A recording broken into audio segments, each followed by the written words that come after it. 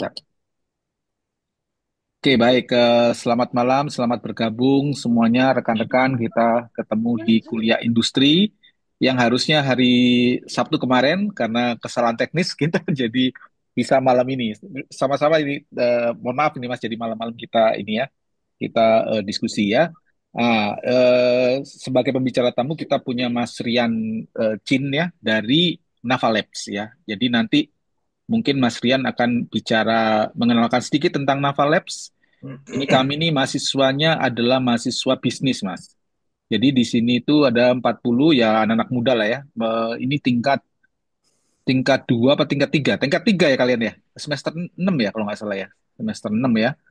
Jadi mereka sudah mulai eksplorasi tentang praktek-praktek digital ekonomi termasuk di apa namanya di dunia blockchain ya. Token ekonomi, mereka sudah ada kuliahnya. Dan nanti akan ada kuliah dari industri itu sebanyak 4 kali dan Mas Rian ini adalah yang pertama ya. Nanti ada 3 lagi selanjutnya. Nah, kemudian sebelum kita mulai, saya persilahkan nanti rekan-rekan untuk eksplorasi nanya sebanyak-banyaknya ke Mas Rian. Semoga Mas Rian nggak keberatan ya, bagaimana bisnis model, bagaimana suka duka di dunia blockchain sehingga teman-teman ini punya gambaran lah bagaimana sih kalau saya masuk ke bisnis yang menggunakan teknologi blockchain itu seperti apa ya. Kemudian satu lagi nanti akan ada absen ya buat rekan-rekan. Nanti akan saya kirimkan linknya di tengah-tengah kuliah lewat chat. Silakan nanti yang udah hadir ngisi linknya. Baik, saya berikan waktu dan tempat ke Mas Rian. Mau nggak? Silakan Mas Rian, silakan. Oke, siap. Makasih Pak Andri. Selamat Ya, malam teman-teman. Kenalin, nama saya Rian. Em, saya share screen dulu ya, biar ini. Share screen. Oke. Kelihatan nggak ya? kelihatan Mas, kelihatan, Aman ya? kelihatan. Ya Oke. aman. Ah, Em, ya, selamat malam teman-teman. Kenalin, nama saya Rian. Saya hari ini diminta tolong dari ABI, Asosiasi Blockchain Indonesia, buat presentasiin bertemakan blockchain use cases across industries. Um, sedikit background dari saya kenapa kalian kayak mager ngikut ginian mungkin, dan jadi sedikit background kenapa mesti dengerin saya biar ada sedikit credibility. Jadi saya itu co-founder, CMO dan CFO dari Naval Labs. Naval Labs itu apa? Naval Labs itu dev shop, atau bahasa Indonesianya apa ya? eh, Pokoknya penyedia service yang bikinin build project buat klien-klien dari entah dari Indonesia ataupun global. Nah, kita tuh fokusnya benar-benar di Web3 doang, di blockchain, dan kita nggak di luar itu kita nggak megang kayak Web2 gitu-gitu, kita nggak megang sama sekali. Web3 Web2 apa? Kalau yang ada yang belum tahu, nanti bakal saya bahas juga. Itu untuk perusahaan yang saya urus sekarang, dan saya sendiri pribadi itu udah 3 tahun lebih di Web3, di dunia blockchain. Backgroundnya awalnya itu kayak kebanyakan orang mungkin ya, yang di zaman-zaman itu kayak pasti mulai dari trading kripto. Tapi dari situ saya kayak oh menarik nih underlying teknologinya gitu. Jadi kayak saya pelajari dikit-dikit, terus habis itu diajak sama teman buat build company ini, Naval Labs, dan untungnya sampai sekarang masih ada. Nah, kita itu aktif ikut Global Hackathon. Kita udah menang 7 kali dari partisipasi sekitar mungkin belasan kali ya hackathon yang udah pernah kita ikutin. Dan itu tuh ada yang online, ada yang offline. Dan yang offline itu kita udah sempat ke Bangkok, kita ada ke India, kemana lagi kita? Ke Singapura juga ada sempet. Nah, terus habis itu kita udah pernah bikin 15 lebih project untuk klien-klien kita di berbagai sektor. Sektor apa aja nanti saya juga bahas di belakang. Dan kita juga sering ikut event global yang diadain sama um, perusahaan-perusahaan besar atau kayak bilangnya project ya kalau di kita ya, lebih ke project besar di seluruh dunia. Kayak kita ada yang ke Turki, ada yang ke Hong Kong dan segala macam. Nah, sebelumnya juga kita sempat kerjasama sama nama-nama yang lumayan besar seperti Marvel, terus mungkin Bigetron yang lebih familiar di sini, dan juga beberapa foundation atau perusahaan yang jadi payungnya blockchain di luar sana. Nah, pertama mungkin dimulai dari biar saya pribadi nggak tahu kayak backgroundnya kayak gimana, sedalam apa, cuma mungkin kita touch sedikit aja biar semuanya tahu. Jadi blockchain itu apa sih? Kedengarannya kayak kok keren banget dan digambarin kayak futuristic banget. Sebenarnya simple. Anggap blockchain itu kita mulai dari kita pakai analogi buku kas. Nah, buku kas ini ada satu buku kas yang bakal nyatet semua transaksi yang ada. Misalnya kayak saya ada 10 Bitcoin, Pak Andri ada 10 Bitcoin. Saya transfer ke Pak Andri 5 Bitcoin. Berarti saya dikurangi 5 Bitcoin, berarti kurang 5, Rian kurang 5, Pak Andri plus 5. Nah, jadi ada balance-nya kan. Jadi saya 5, Pak Andri ada 15. Nah, itu dicatat tuh semuanya tuh kayak step-nya apa aja.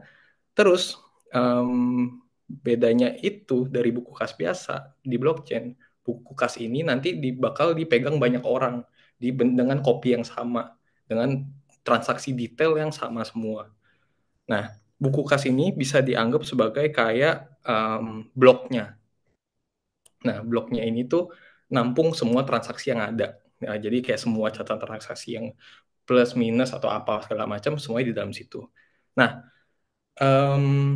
terus setelah itu semua orang, misalnya kayak ini di sini ada berapa orang sih sekarang, sekitar 40 orang gitu misalnya. Nah, kita semua masing-masing ada buku kas itu yang isinya sama transaksinya gitu kan. Terus setiap ada transaksi baru lagi, semuanya tuh harus ngecek sebelumnya balance-nya tuh ada atau enggak. Misalnya kayak tadi kan jadi 5 sama 15. Saya ada 5 Bitcoin, Pak Andri ada 15. Nah, terus misalnya tiba-tiba Pak Andri mau transfer saya 20 Bitcoin. Nah, terus habis itu nanti kita semua dengan buku kas yang kita punya semua, kita ngecek ada nggak sih dia 20 Bitcoin. Kalau nggak ada berarti nggak boleh, nggak bisa, nggak valid transaksinya. Nah, terus anggap blok itu nyimpen transaksi, terus itu kan misalnya satu, jadi itu kayak kejadian di hari Senin misalnya, nah, atau hari Selasa, Pak Andri mau transaksi lagi, misalnya mau transfer ke saya, anggap sekarang benar mau transfer 10 Bitcoin gitu kan. Nah, ini tuh bersambungan, mesti ngecek yang sebelumnya datanya kayak gimana, terus yang di sini divalidasi ini bisa apa enggak, jalan apa enggak, dan terus-terusan. Jadi semua perubahan yang ada itu nyambung terus sama yang belakang, jadi effectively bikin ini sebagai chain atau rantai gitu kan. Jadi semuanya nyambung, dan misalnya kalau misalnya ada yang di sini ada yang mau ngeganti gitu misalnya, kayak tiba-tiba mau ngeganti balance-nya saya gitu, saya mau bilang balance gue ada 20. Nah, dicek nih satu-satu, kan nggak masuk akal dong, kayak semuanya bisa di trace back balik ke awalnya. Oh, awalnya ada 10, transfer 5, kok sekarang mau bikin jadi 20, itu nggak masuk akal dong. Jadi itu kayak built-in sifatnya dari sebuah blockchain, kayak semuanya terhubung, banyak blok yang menampung transaksi yang kemudian menjadi rantai, makanya namanya blockchain. Nah, by the way, kalau misalnya emang ada pertanyaan langsung buka mic aja kali apa ya, langsung tanya aja gitu, nggak apa-apa. Oh, boleh, boleh, boleh, boleh. Jadi mungkin teman-teman kalau ada itu langsung hands on, eh, angkat tangan ya, Ya, angkat tangan untuk langsung nanya. tanya aja dah, potong saya Ya, juga nggak siap, apa-apa, aman. siap, mangga. Oke. Nah, itu blockchain. Ada pertanyaan mungkin dari teman-teman? Oke, nggak ada. Oke, lanjut Web3. Tadi saya sempat ngomong Web3. Web3 itu apa? Nah, Web3 itu istilah perkembangan dari internet itu sendiri. Nah, dulu ada yang namanya Web1. Nggak pernah, sebenarnya Web1, Web2 itu nggak pernah benar-benar disebut sampai adanya kripto sekarang, sering dipakai Web3. Tapi di dunia tech dulu itu orang-orang juga sempat ngomong kayak perkembangan dari Web 1 ke Web 2. Tapi Web 3 ini lumayan dilumrahkan, lumayan dipakai. Uh, Terlebih lagi kalau misalnya kalian pemain industri itu, kayak Web 3 itu hal yang wajar lah diomongin. Nggak tahu kenapa Web 1, Web 2 nggak pernah dibahas, tapi Web 3 ini dipakai banget. Soalnya kayak perkembangannya lumayan lah, kayak ada nilai-nilai yang jadi dasar kenapa mesti ada Web 3. Nah, bedanya apa? Di Web 1 itu, anggap itu tuh internet tuh masih zaman-zaman tahun 90 akhir sampai 2000 awal, di mana semuanya tuh kalian tuh cuman sebagai konsumen, kalian cuman konsumsi konten doang. Kayak koran digital lah bisa dibilang. Jadi cuma bisa baca kayak kita buka internet buat ngebaca sesuatu yang dibikin sama orang-orang gitu kan. Udah selesai, itu doang yang kebanyakan yang bisa kita lakuin. Kemudian datang Web 2. Web 2 itu kita lebih terlibat. Kita nggak di sini tulisnya kayak kalau di Web 1 read only, cuma konsumsi doang. Tapi di Web 2 kita bisa jadi creator juga. Kita bisa write juga. Anggapnya kelawanan dari read kan write kan. Di Web 2 itu kita bisa nge-write, kita bisa nge-post, nulis konten, bikin video, upload ini itu segala macam ke internet. Jadi kita bukan cuman terima jadi di serve apa yang kita lihat, tapi kita juga bisa kontribusi kasih sesuatu yang dilihat sama orang, which is masih jalan sekarang sampai sekarang juga gitu kan. Sebelum lagi dari sosial media, Facebook, Google, Instagram segala macam. Nah, dan tapi di situ semuanya tuh diatur sama, nggak diatur secara strict banget, tapi ada aturannya yang ditentuin sama platform-platform itu masing-masing. Sebenarnya kayak Instagram, Facebook, mereka ada guideline aturan konten apa yang bisa di post sama orang-orang kan. Kalau enggak ya kena ban, kena take down gitu segala macam. Ya mereka ada konsiderasi mereka sendiri lah untuk moderation segala macam atau kepentingan pribadi perusahaan mereka masing-masing juga. Tapi itu dan istilah yang kita pakai itu centralized. Ada satu entitas di sini, in this case itu tuh social media company-nya kayak Meta, X. Mereka ada wewenang buat nge-sensor kita, buat nutup, nge-ban atau ngehapus konten yang kita keluarin gitu. Nah, di Web3 bisa dianggap tuh kita coba buat take control semua itu. Kita mau ngilangin orang satu entitas yang ngatur semua itu gitu. Ya, jadi kebalikannya centralized jadi decentralized. Di mana kita mau ilangin itu dan kita jadi punya kepemilikan atas konten-konten yang kita keluarin. Kayak misalnya sekarang di web tuh, misalnya kalau misalnya kita upload foto di Instagram gitu misalnya. Mereka kalau misalnya nggak sesuai guideline mereka yang panjang banget itu yang nggak mungkin kita baca, bisa aja mereka langsung take down, terserah mereka gitu kan. Nah, kalau di Web3, kita misalnya mau upload konten, itu bakal ada selamanya di situ, dan kasarnya nggak ada siapa-siapa yang bisa ngapus atau nge-take down atau nge-sensor konten yang kita keluarin. Nah, itu satu. Dan yang kedua, itu ethos yang selalu dibawa di Web3 itu, ini punya kita, ini tanggung jawab kita sendiri, ini kita yang ngatur, kita yang keluarin, ini punya kita, pokoknya ownership-nya itu. Jadi kita yang kontrol sendiri, kepemilikan punya kita sendiri, dan kita nggak mau menghilangkan orang tengah itu, intermediaries itu. Dan dengan berbagai cara yang sebenarnya kalau misalnya dibahas satu-satu susah, tapi nanti kita coba breakdown satu-satu dari industri, use cases industri itu. Dan itu kalian nanti bakal lihat satu tema yang sama dari yang saya sebutin untuk karakteristik Web3 ini. Dan salah satu contoh mungkin yang paling selain sosial media itu, untuk Web 2 Web 3 paling berasa itu di financial. Misalnya di Web 2 perbankan itu, keuangan rupiah yang kita pegang itu semua kan in a way diatur semua sama central bank. Sedangkan di Web 3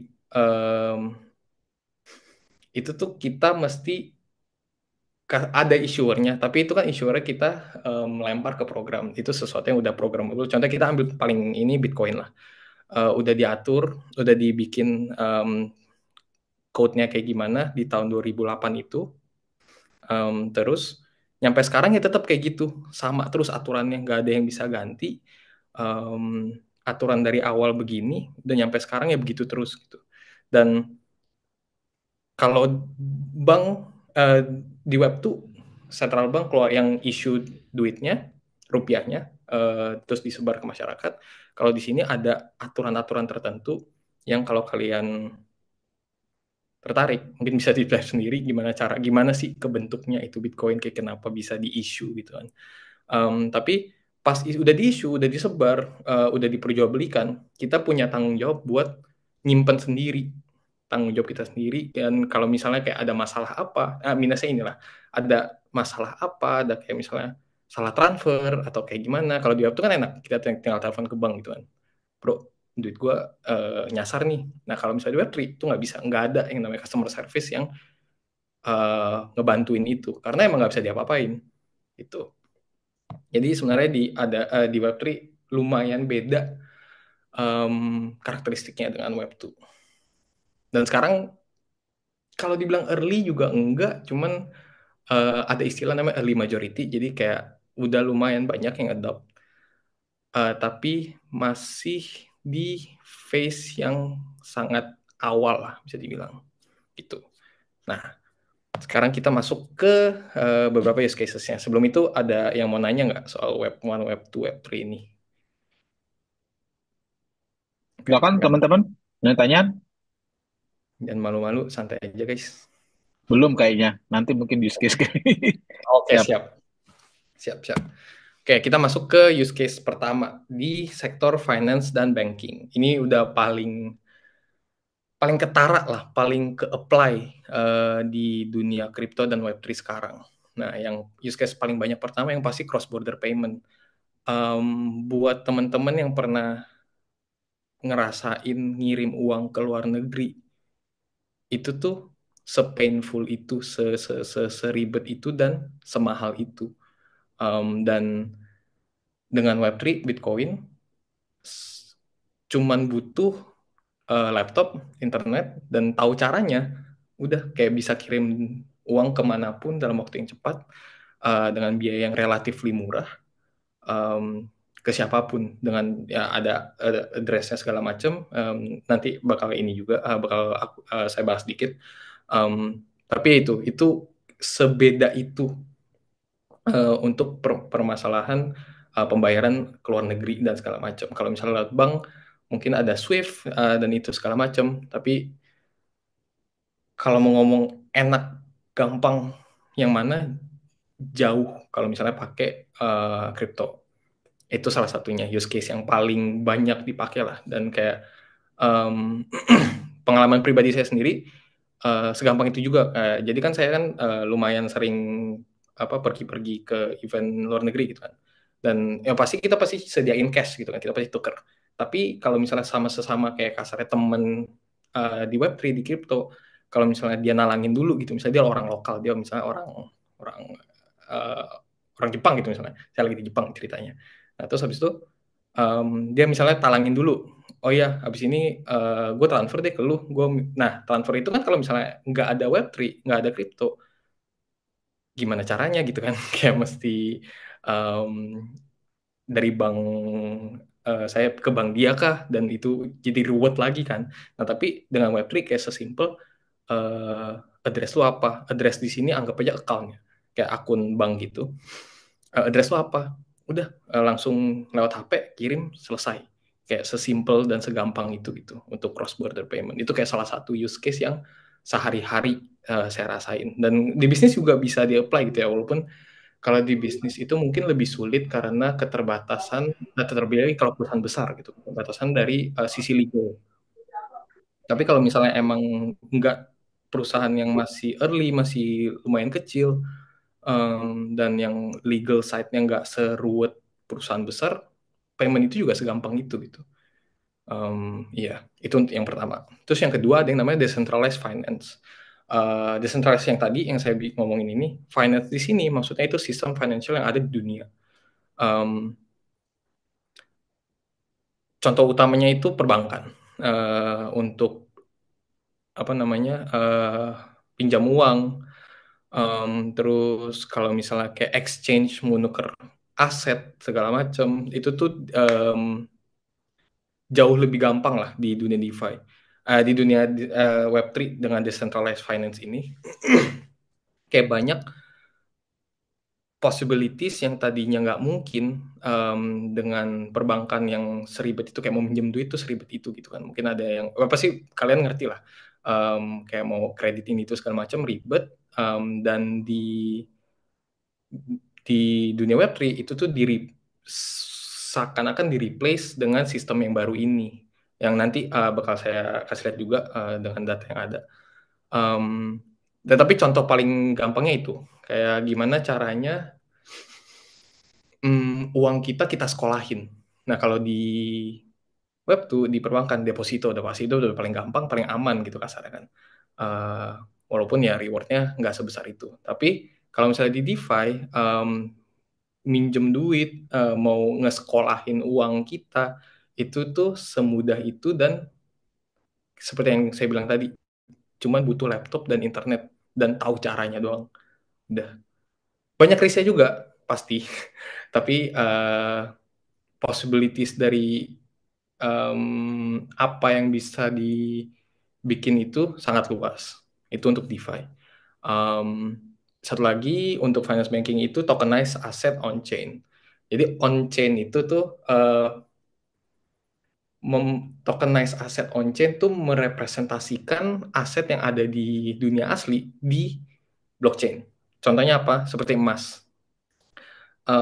Emas itu emas batangan gitu misalnya. Emas batangan itu kan um, ribet ya, maksudnya kayak um, saya perlu pergi ke toko emasnya, terus saya perlu beli emasnya, terus saya bawa pulang, terus saya simpen gitu misalnya. Kalau misalnya saya tajir melintir gitu, dan saya mau beli berapa 100 kilo emas gitu misalnya, saya setajir itu. Jadi satu problem tambahan lagi, pusing di kepala saya lagi untuk nyimpen 100 kilogram emas ini gitu kan. Nah, dengan dan kalau sekarang pasti ada solusinya, kayak ada kustodial yang megang emas itu, terus habis itu ngerepresentasiin, dikasih kayak semacam sertifikat ngerepresentasiin emas kepemilikan itu. Tapi balik lagi itu ada orang tengah yang perlu kasarnya nyimpen uang itu, dan sertifikasi atau kayak dokumentasi kepemilikan itu tuh semudah itu dipalsukan atau mungkin uh, di dibikin salah apa atau gimana, kayak ada chance itu. Nah, dengan tokenized asset on chain, sebenarnya sama konsepnya, ngerepresentasiin contoh paling gampangnya emas di on chain. Jadi di sini kita ngomong token di sini itu jadi kayak unit yang bisa kita bikin. Contohnya kayak Bitcoin kan. Bitcoin itu sebenarnya hitungan unit juga kan. Kayak 1 Bitcoin, 2 Bitcoin, atau 1 Ethereum, 2 Ethereum, 1 Solana, itu kan unit sebenarnya kan. Nah, di blockchain itu ada kebebasan untuk melakukan itu untuk merepresentasi kayak 1 unit, misalnya saya mau bikin misalnya Rian Gold gitu misalnya. Dengan ticker RG misalnya, Rian Gold. 1 RG ini ngerepresentasiin 1 kilogram emas, dan catatan yang ada itu ada di blockchain, dan itu tuh bisa di verify sama pemegang buku kas yang tadi saya bahas itu. Saya lanjut ke contohnya aja. Jadi untuk cross border payment, Mas, itu slide-nya belum ke-share ya? Belum ya? maksudnya nggak ke-share ya? Nggak ke-share barusan. Ini kita Oh, oke nggak oke. ada share. Iya, ya. Oke, bentar ya. Ini ada nggak? Nah, ini ada. Siap. Nih, ada. Oke. Maaf, nggak. Oke, jadi untuk cross border payment ini ada perbandingannya sedikit. Yang tadi kan saya contoh realnya, tapi ini berdasarkan data. Yang pertama, seberapa cepat? dengan cara tradisional, kalau misalnya mau cross border payment, itu tuh butuh 1 sampai 5 hari, 5 hari kerja. Terus fee yang dikeluarkan itu bisa $10 sampai $50 sekali transfer. Dan habis itu yang tadi saya bilang 24 availability-nya tuh nggak ada karena hari Minggu, Sabtu Minggu nggak jalan gitu kan. Terus transparansinya juga kasarnya kita nggak bisa ngecek apa-apa di sistem mereka kayak gimana dan duitnya lewat mana aja, ditransfernya gimana. Kita kasarnya enaknya iya, positifnya kita terima jadi. Cuman ada unsur trust yang perlu kita serahin ke intermediary itu. Nah, dan bank account needed itu ini lebih ke masalah orang-orang yang underrepresented secara financial, sepertinya kayak orang-orang di desa dan segala macam. Tingkat adopsinya mungkin sekarang udah naik, cuman kayak masih banyak juga kan yang di pelosok-pelosok yang emang nggak ada bank account, itu bukan sesuatu yang lumrah dimiliki oleh orang-orang di daerah-daerah tersebut gitu misalnya. Iya, itu salah satu contohnya. Dan dengan Bitcoin atau Ethereum dan Solana ini by the way 3 major blockchain yang ada di luar sana ya. Bitcoin yang semua orang pasti tahu, itu tuh untuk speed-nya tuh sekitar 10 menit kalau misalnya transfer uang. Biasanya lebih dikit, tergantung dari seberapa rame chain itu sendiri. Nah, untuk fee-nya itu tuh di $2 sampai $5, 10% dari tradisional. Itu udah diskon 90% untuk fee, itu udah bagus banget, apalagi kalau misalnya emang sering dilakukan gitu kan. Terus 24/7 availability itu ada, kayak blockchain tuh selalu ada di internet dan kalian bisa ngelakuin itu kapan aja. Transparansinya ada, kalian bisa ngecek, ada caranya kalian bisa ngecek. Jadi tiap kali kalian ngelakuin transaksi ada yang namanya, ini agak teknikal sih, tapi transaction hash. Jadi ada kayak satu angka dan huruf gibberish yang ngerepresentasiin transaksi kalian tuh apa aja. Nah, kalian bisa buka, ada yang namanya Explorer. Ya, Explorer tuh website di mana dia bikin transaksi itu bisa dibaca sama orang. Jadi kalian masukin hash-nya, kalian buka, kelihatan nih, oh, Pak Andri barusan transfer 5 Bitcoin ke saya. Itu semua kelihatan, kayak dari mana, pindah kemana, amount-nya berapa, kapan, dan udah di-finalize apa belum, itu semua bisa lihat di sana. Dan nggak perlu bikin bank account, dan bikin account yang tadi saya bilang, yang address itu tuh segampang itu sekarang. Cuman butuh kayak beberapa klik doang, udah langsung kebentuk semacam account-nya itu. Dan account-nya itu direpresentasikan dengan address. Address di sini tuh kayak satu line, sama kayak hash itu, satu line yang berisikan, mungkin teman-teman ada yang pernah lihat kali ya, angka dan huruf yang kelihatannya gibberish, tapi itu kayak udah dihitung sama codingannya, sama programnya gitu kan.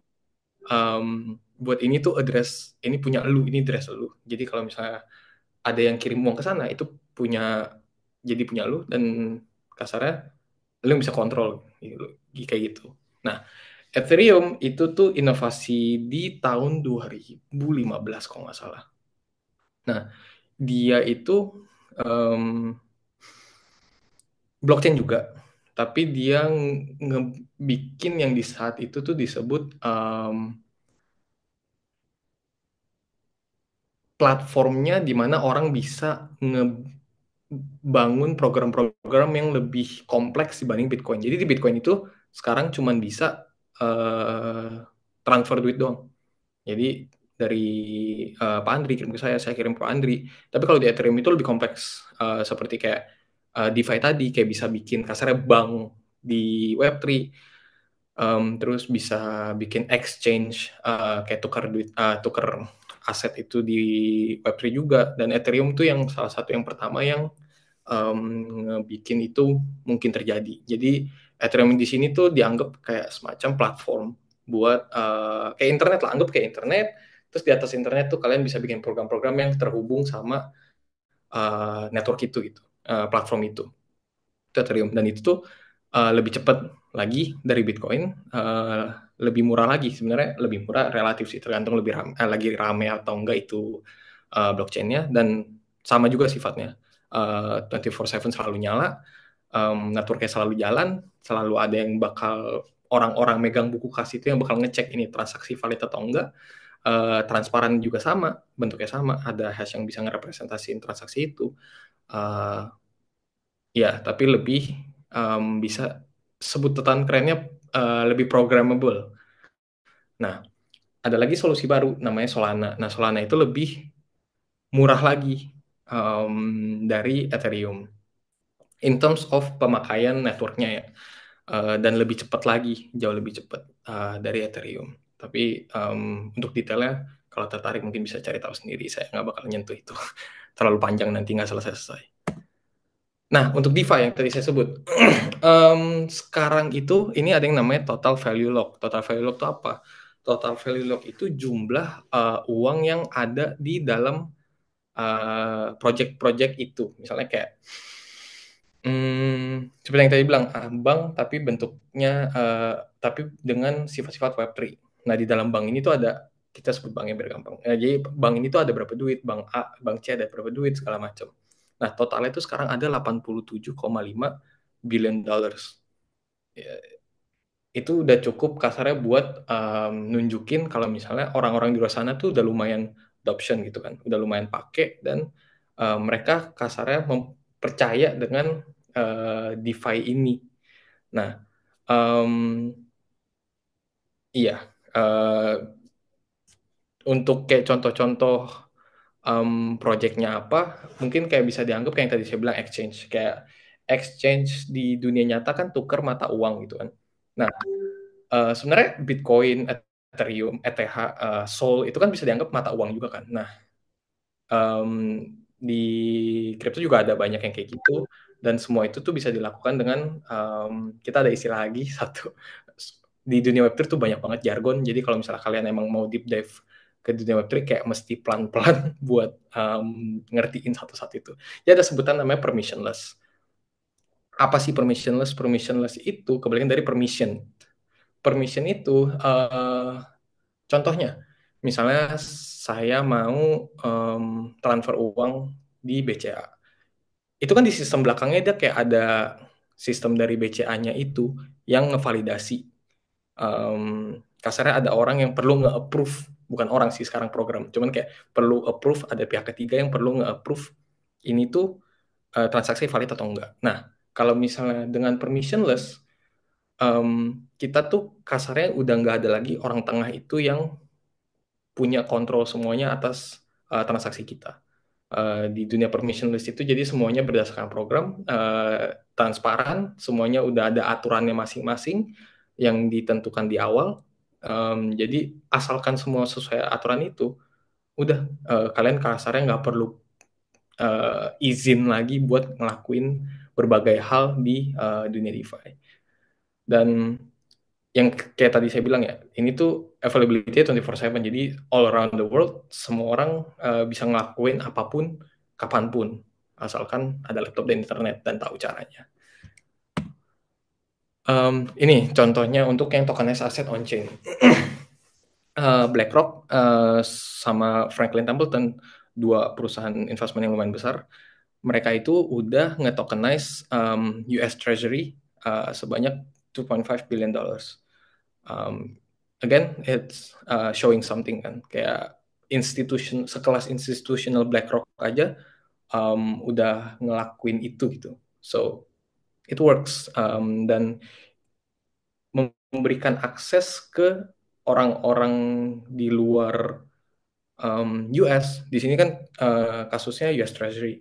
Jadi kayak buat orang-orang kita gitu yang di Indonesia mungkin yang jauh, kita bisa akses itu dan kita bisa sekolahin duit kita lewat US Treasury, which is salah satu kelas aset yang paling aman gitu kan.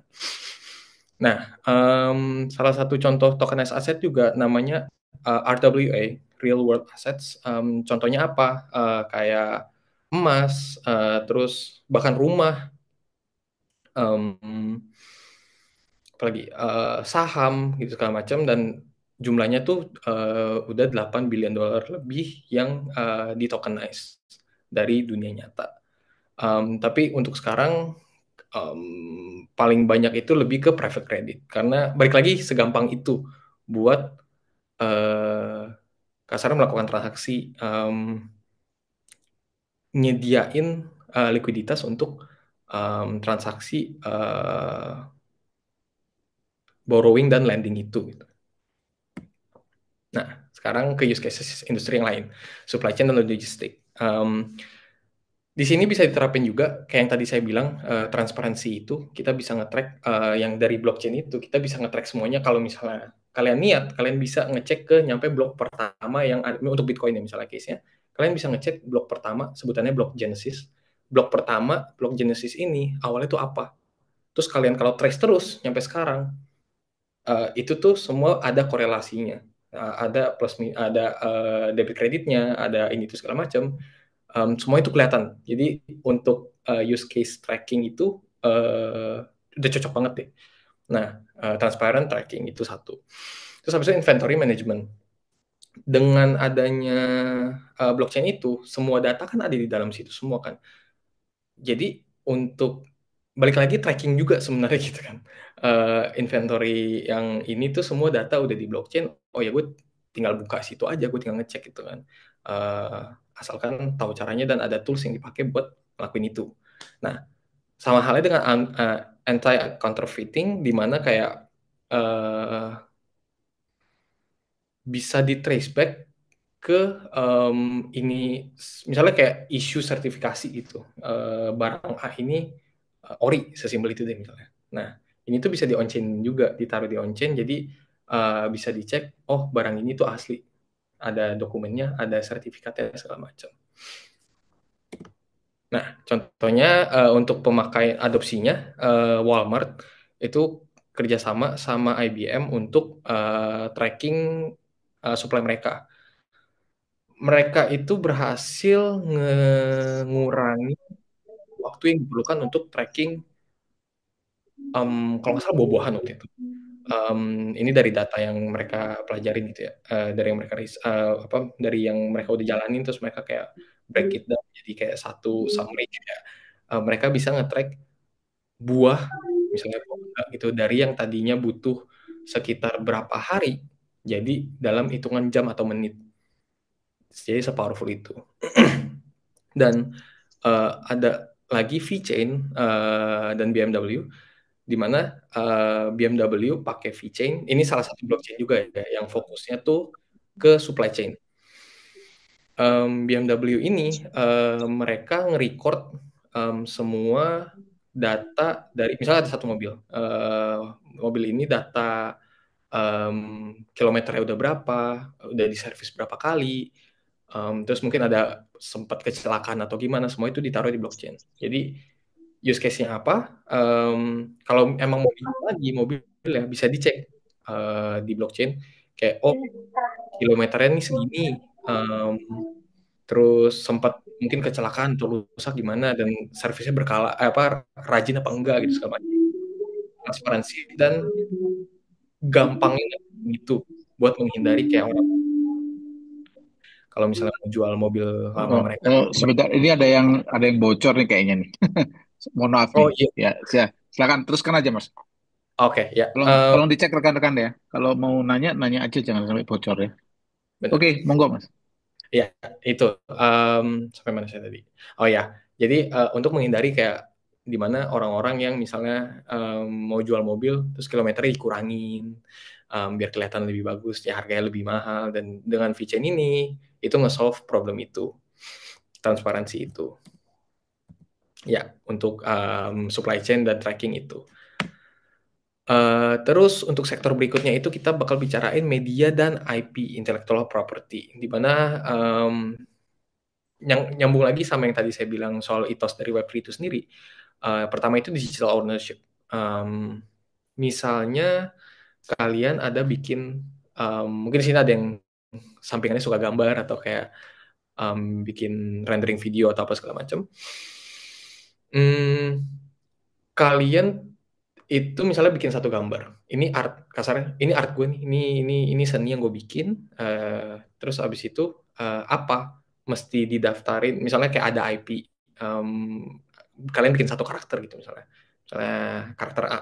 Nah, karakter A itu kalau misalnya mau diakuin sebagai IP atau intellectual property itu mesti didaftarin ke entitas yang bersangkutan. Sedangkan di dunia Web3 kalian bisa sesimpel di on-chainin aja. Istilah kerennya itu di on-chainin aja. Terus habis itu kalian pegang tokennya, di tokenize. Udah itu punya kalian. Dan kalau kalian perjualbelikan, itu tuh kelihatan diperjualbelikannya kemana. Misalnya kayak eh, anggap aja mirip kayak token kayak Bitcoin gitu misalnya kayak ada satu art saya mau jual ke Pak Andri beli dengan harga sekian, ada transaksi di situ kan. Nah, ke track tuh Pak Andri bayar ke saya kasih ini karakter gambar itu ke Pak Andri, yang punya sekarang Pak Andri, kelihatan semuanya itu. Itu digital ownership. Dan ini juga ada nyambung royalty automation. Salah satu problem yang lumayan eh dihadapin sama artis-artis di luar sana, traditional artis yang web tuh mereka sulit untuk memastikan royalti itu masuk ke mereka. Misalnya kayak saya udah bikin karakter tadi, terus habis itu misalnya Pak Andri pinjem buat bikin merch, bikin baju, segala macam. Nah, atau mungkin diperjualbelikan lagi. Enggak deh, jangan gitu deh, itu agak susah. Mending misalnya kayak gambar tadi, misalnya saya jual ke Pak Andri, terus habis itu misalnya saya udah cuan nih, saya dibayar misalnya 1 Bitcoin gitu. Setelah itu udah, misalnya Pak Andri jual lagi, Pak Andri jual dengan harga 2 Bitcoin misalnya. Udah saya nggak dapat apa-apa lagi nih. Padahal itu kan sebenarnya karya seni saya mau diapresiasi gitu kan. Nah, dengan blockchain, dengan programmable yang dari Ethereum itu, kalian bisa langsung ngeprogram di mana kalau misalnya ini tokenized art itu langsung kejual, kalian dapat persenan dari situ. Misalnya, pertama saya jual satu Bitcoin ke Pak Andri. Nah, terus itu saya ada 1 Bitcoin dong.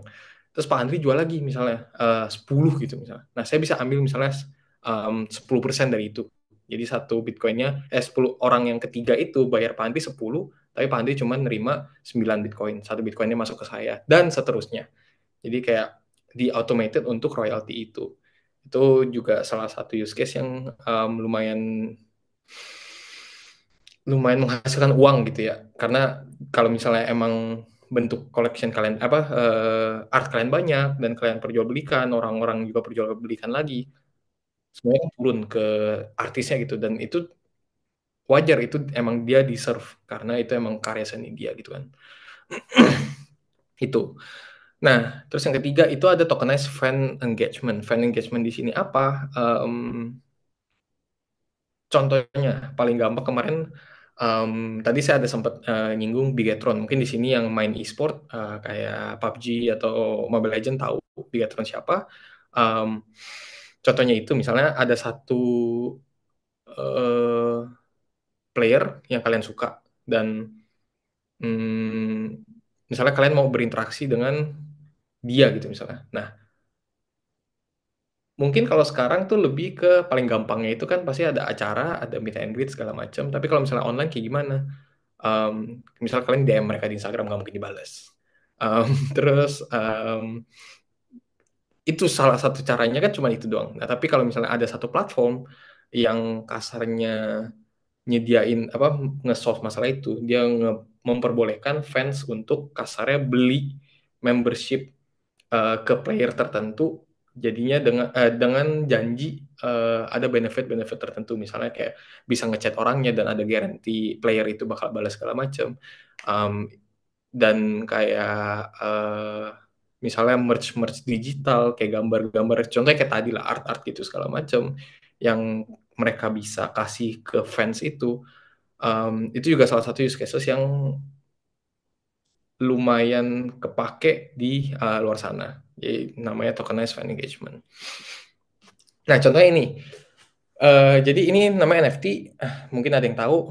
Kalau yang nggak tahu, NFT itu singkatan dari non-fungible token. Kalau kayak semacam Bitcoin, token-token di luar sana, itu sebutannya, orang nggak ada yang sebut FT, tapi itu namanya fungible token. Fungible, non-fungible itu apa? Fungible itu satu unit, itu tuh bisa banyak, satu unit, misalnya Bitcoin, Bitcoin itu bisa banyak, bisa 100 gitu misalnya, atau 21 juta gitu kan total supply-nya. Nah, kalau non-fungible, misalnya supply-nya ada 100. Nah, 100-100-nya itu semuanya beda. Ada karakteristiknya masing-masing. Di use case paling gampang itu art ya. Ya di sini ini ada art monyet ini. Nah, jadi di NFT itu misalnya ini ada kacamata, ada headset, ada jaket, ada background warnanya. Nah, tiap 100 monyet itu beda-beda, beda warna, udah beda, kasar udah beda token. Jadi sebutannya NFT, non fungible token. Nah, di sini kebetulan ini punya saya, punya saya sendiri. Pas saya beli, disertakan lagi yang di kanan ini nggak tahu kelihatan apa enggak. Nah, jadi ini tuh hak buat saya untuk nge-commercialize NFT ini. Jadi ini art punya saya sendiri. Saya bisa pakai buat bikin baju yang kemudian saya perjualbelikan lagi, yang nantinya ya itu jadi hak milik saya gitu, karena emang artnya punya saya gitu kan. Ini saya punya, ada licensingnya lah, langsung kayak gitu. Nah ini salah satu contoh nyata di mana digital ownership itu bisa dimanfaatkan dari blockchain. Jadi ada licensingnya dan segala macam. Jadi ya beli art um, nggak sesimpel beli doang, bisa disimpan doang ya udah gitu. Tapi bisa dipakai buat commercialize atau mungkin kayak untuk iklan atau apa segala macam, itu hak kalian sebagai pemilik dari art itu sendiri.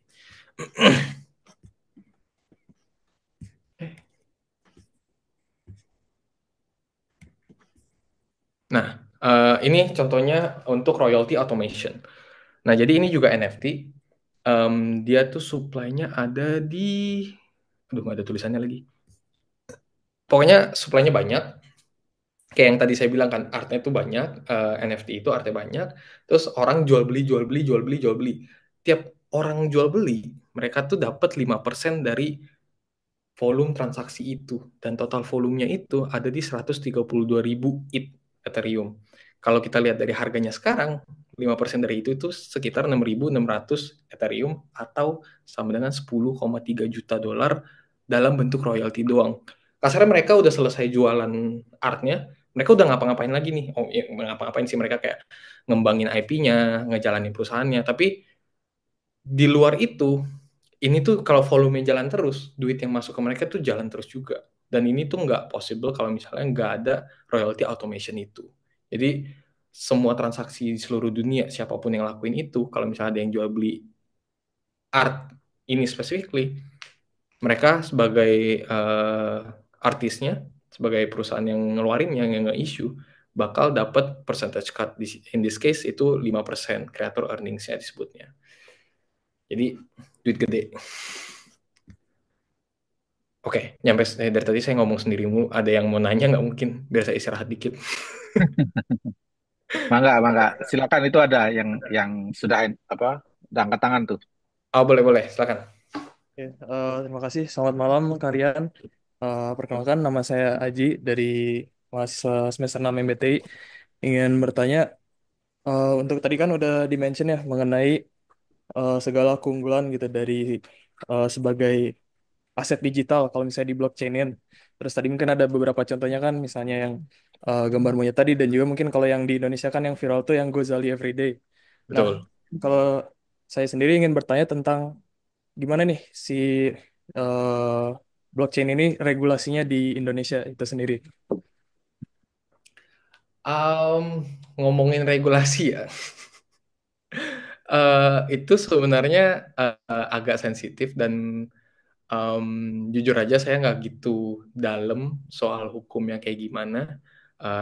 Terlebih lagi dengan contoh Gozalu itu, kayak nyampe mana sih tingkat accountability-nya, kayak pertanggungjawabannya gimana dengan dia jualan, saya jualan art, um, terus secara hukum kayak gimana gitu, kayak orang kasarnya banyak yang rugi, um, dan kayak kasarnya minta tanggung jawab.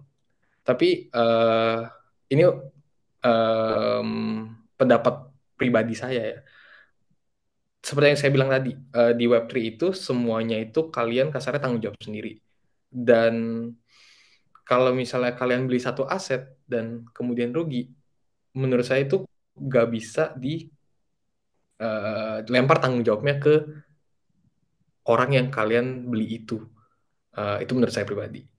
Nah, tapi balik lagi pasti perlu ada yang namanya consumer protection dong pasti dari government dari government kita sendiri. Um, untuk sekarang pemerintah itu udah lumayan melek soal blockchain dengan bantuan dari ABI sendiri juga kan. Dan organisasi lainnya yang mulai kasarnya ngeregulasiin dari aset apa aja sih yang boleh dipertukar belikan, dan itu tuh udah dikurasi sama mereka, udah dipilih di research satu-satu sama mereka. Dan contoh konkret yang bisa saya kasih tahu, yang saya tahu itu tuh sekarang udah ada list, ini di luar NFT itu ya, ada full of list full of tokens atau koin-koin yang kali legal di Indonesia. Tapi kalau misalnya untuk yang contoh spesifik Gozali itu, menurut saya itu sorry banget, kayak kasarnya itu tanggung jawab kalian sendiri juga. Kalian tahu ini barang spekulatif. Itu juga salah satu masalah dari blockchain dan Web3, industri Web3 dan blockchain sekarang. Nanti saya bakal bahas juga. Semuanya tuh spekulatif. Jadi kayak nggak bisa dibilang investasi juga gitu kan. Kayak itu sesuatu yang emang ada hype-nya, orang-orang beli, dan sesimpel supply demand doang. Dan kalau misalnya kalian beli dan kalian rugi, sorry itu saya, itu tanggung jawab kalian sendiri balik lagi. Karena dari atas Web3 itu duit kalian sendiri, kalian yang ngurus sendiri, kalian tanggung jawab sendiri. Dan kebanyakan orang pun bukan sesuatu yang kalian dipaksain ke kalian gitu kan, kayak oh lu mesti beli ini nih, kan enggak kan, itu kayak keputusan kesadaran kalian masing-masing juga. Jadi menurut saya kalau hal-hal seperti itu, perbanyak, ada istilah namanya DYOR, DYOR, do your own research sebelum melakukan apapun. Entah itu beli aset atau mungkin kayak beli NFT, sebisa mungkin tahu apa aja yang ada di belakang aset itu. Dan jangan pernah pakai duit panas di industri ini kalau kalian mau spekulasi atau mau investasi. Balik lagi, ini bukan financial advice, tapi itu yang saya terapin ke diri saya sendiri. Sebisa mungkin kalau di industri ini mau investasi, mau diemin duit, mau trading, pakai duit dingin, pakai uang dingin. Jangan pernah pakai uang panas. Semoga menjawab ya. Tapi kayaknya enggak deh. Sudah cukup menjawab Kak. Tapi ini Itu. boleh ada pertanyaan lanjutan. Ntar dulu Aci yang ada yang nanya Oh itu, iya, gantian yang lain ya. itu Pak. Itu ada Alif dan Alvan, coba yang ringkas-ringkas pertanyaan. Ya. Nanti Aci kalau ada waktu lanjutin. Enggak? Boleh Alvan dulu aja. Ayo, silakan. Aku mau nanya terkait tadi yang transparansi traceable transparansi tracking. Nah, iya, Traceability. iya traceability. Kan dengan ditaruh data-data mereka di blockchain si para perusahaan-perusahaan itu, apakah pihak luar bisa mengakses datanya secara bebas gitu? Apakah hal ini bisa mempengaruhi keamanan informasi dari perusahaan itu? Ya, apakah pihak luar bisa menduplikat data yang tersedia di blockchain gitu? Itu aja, Kak. Oke. Untuk data seperti itu, kebanyakan itu bisa dibaca sama siapapun asal tahu aksesnya lewat mana. Jadi biasanya itu bentuknya kayak semacam URL yang sebenarnya nggak bisa dicari kecuali kalian tahu. Yang tadi saya bilang yang transaction hash itu, yang ngerepresentasiin transaksi itu atau data yang ada di dalam blockchain. Kalau ditanya bisa atau nggak diakses sama siapapun, bisa. Asalkan ada URL itu, sesimpel itu. Jadi itu juga salah satu masalahnya kan. Itu kayak trade off yang orang-orang mesti hadepin dengan transparansi. Kayak oh ya semuanya jadi bisa di-track, semuanya bisa lihat, tapi kalau misalnya data sensitif gimana? Opsi ada dua yang biasa diterapin sama orang sekarang. Opsi pertama itu mereka dengan hati-hati memilih data-data yang kasarnya semua orang tahu juga ya udah kayak nggak apa-apa. Yang dimasukin ke blockchain, yang agak sensitif kayak data pribadi dan itu segala macam tuh nggak dimasukin blockchain tuh nggak mungkin. Pasti taruh di database private yang nggak bisa diakses siapa, yang cuma bisa diakses sama mereka. Itu satu. Yang kedua, ini agak teknikal. Ada lagi yang namanya zero knowledge, di mana data-data tersebut bisa disimpan di blockchain, tapi uh, dan bisa misalnya gimana ya, bisa dibuktiin tanpa perlu nge-reveal datanya tuh apa. Misalnya kayak apa ya contoh enaknya ya biar ini ya. Misalnya kayak mobil tadi deh. Mobil ini kilometernya misalnya udah 50.000. Nah, itu ada nih datanya di blockchain. Anggap saya nggak tahu ya. Nah, ada teknologi nggak baru juga sih, cuman kayak implementasinya juga masih lumayan sedikit, belum terlalu banyak. Cuman kayak nanti jalannya bakal ke situ juga yang sebutannya zero knowledge itu, di mana data ini tuh bisa dibuktiin ke saya. Misalnya saya kind of kayak nanya, ini kilometer di dan biasanya tuh kebanyakan use case-nya tuh yes, jawabannya yes or no doang. Misalnya kayak saya nanya, ini mobil kilometernya tuh melebihi 20.000 nggak? Dia cuma bisa jawab yes or no doang. Kayak dia bisa buktiin nih, ini tuh iya lebih dari 20.000, tapi dia nggak bakal ngasih tahu data exactnya tuh berapa ini kilometernya. Itu kayak salah satu contohnya. Itu lumayan teknikal sih, teknikal banget malah. Dan itu sebenarnya teknologi udah ada dari tahun 90-an. Cuman karena use case yang kasar waktu itu belum, use case-nya ada, cuman kayak implementasinya lumayan sulit. Sampai sekarang pun masih sedikit yang berhasil benar-benar nge-implement itu. Jadi ya itu, untuk data yang sensitif opsinya dua untuk sekarang. Satu yang ZK itu, zero knowledge itu, which is susah untuk diimplementasiin, dan masih sedikit orang-orang yang dewa di tempat itu, jadi kayak masih lumayan baru lah implementasi real life-nya. Atau satu lagi ya emang jangan di blockchainin untuk data yang sensitif gitu, dan bisa dilihat sama semua orang apa enggak data di blockchain, bisa asalkan tahu lewat mana gitu. Oke Kak, terjawab. Terima kasih. Ya, Thank you. Alif, ada tiga nih. Mungkin Mas Rian materinya masih ada kan ya? Jadi mungkin Alif dulu, yang dua lagi setelah nanti ya. Boleh, boleh. Peranan Naja dan Timothy ya. Alif dulu silakan. Saya ingin bertanya, Rame. Buat suaranya Eko ini. faktor yang bisa mempengaruhi nilai NFT itu apa ya? Sorry, awalnya gimana? Faktor yang bisa apa namanya mempengaruhi nilai NFT itu gimana? Kenapa dia bisa harganya bisa naik gitu? Oke. Dari FOMO-nya orang kah atau apa? Saya masih belum. Oke. Untuk harga, kalau mau ngomongin secara teori, semuanya itu didasari dengan basis supply demand kan. Sesimpel itu sebenarnya. Tapi on top of that, untuk yang sekarang, misalnya kayak saya kasih contoh punya saya aja deh. Ini punya saya pribadi. Kenapa saya beli ini?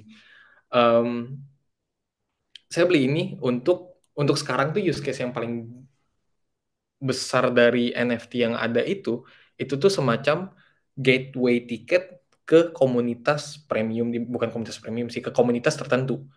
Jadi dengan saya punya NFT ini, saya bisa gabung ke komunitas yang terkenal aktif di dunia Web3. Entah itu dari sisi investment, sisi trading, atau sesimpel temen ngobrol, temen ngobrol online. Dan contohnya yang ini, di luar supply and demand ada juga yang namanya utility. Jadi ini token tuh kalau misalnya gue beli tuh gue dapat apa sih?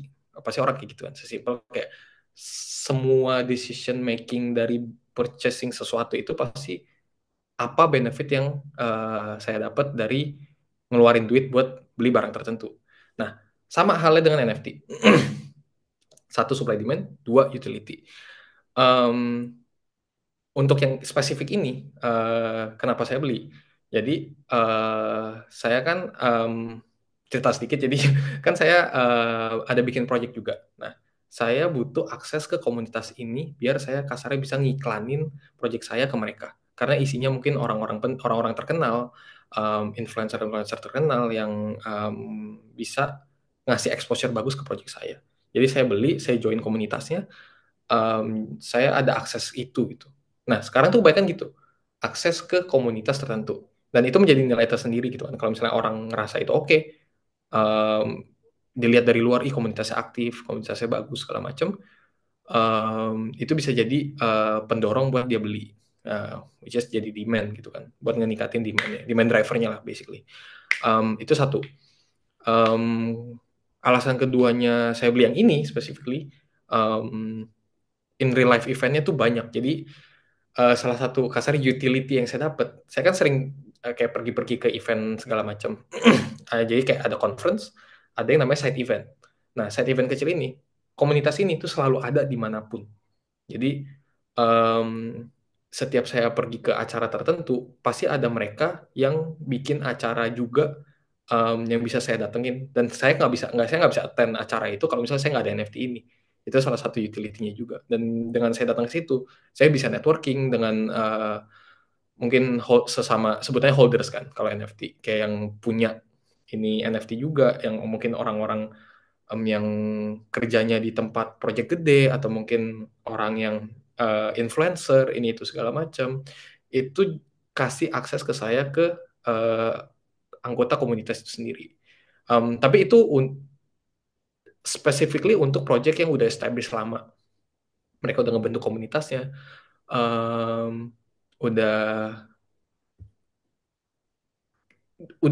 proven lah isinya siapa aja, foundernya siapa, yang bikin NFT ini siapa, mereka secara organisasi itu kayak gimana. Jadi itu menurut saya untuk apa sih yang ngedorong harga bisa naik. Satu, utility, apa yang dari saya dapat. Dua, akses ke komunitas itu sendiri. Jadi itu. Dan ini ngomongin di luar FOMO ya, karena sekarang NFT lumayan, harganya lumayan nggak, ya biasa aja gitu, nggak kayak satu setengah tahun lalu gitu. Sorry, 2 tahun lalu deh, 2-3 tahun lalu, dimana semua orang mau beli karena emang hype-nya kayak gitu, lagi rame-ramenya, ya semua orang beli, supply demand-nya banyak, harganya naik, sesimpel itu doang sih.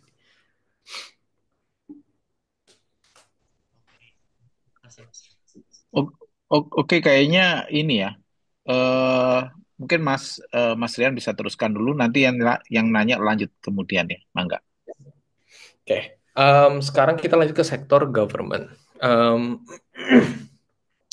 Yang pertama ada itu digital identity, di mana kayak identitas KTP yang kalian sekarang, itu kan pasti ada bentuk digitalnya, data-data yang disimpan di database yang diatur sama pemerintah gitu kan.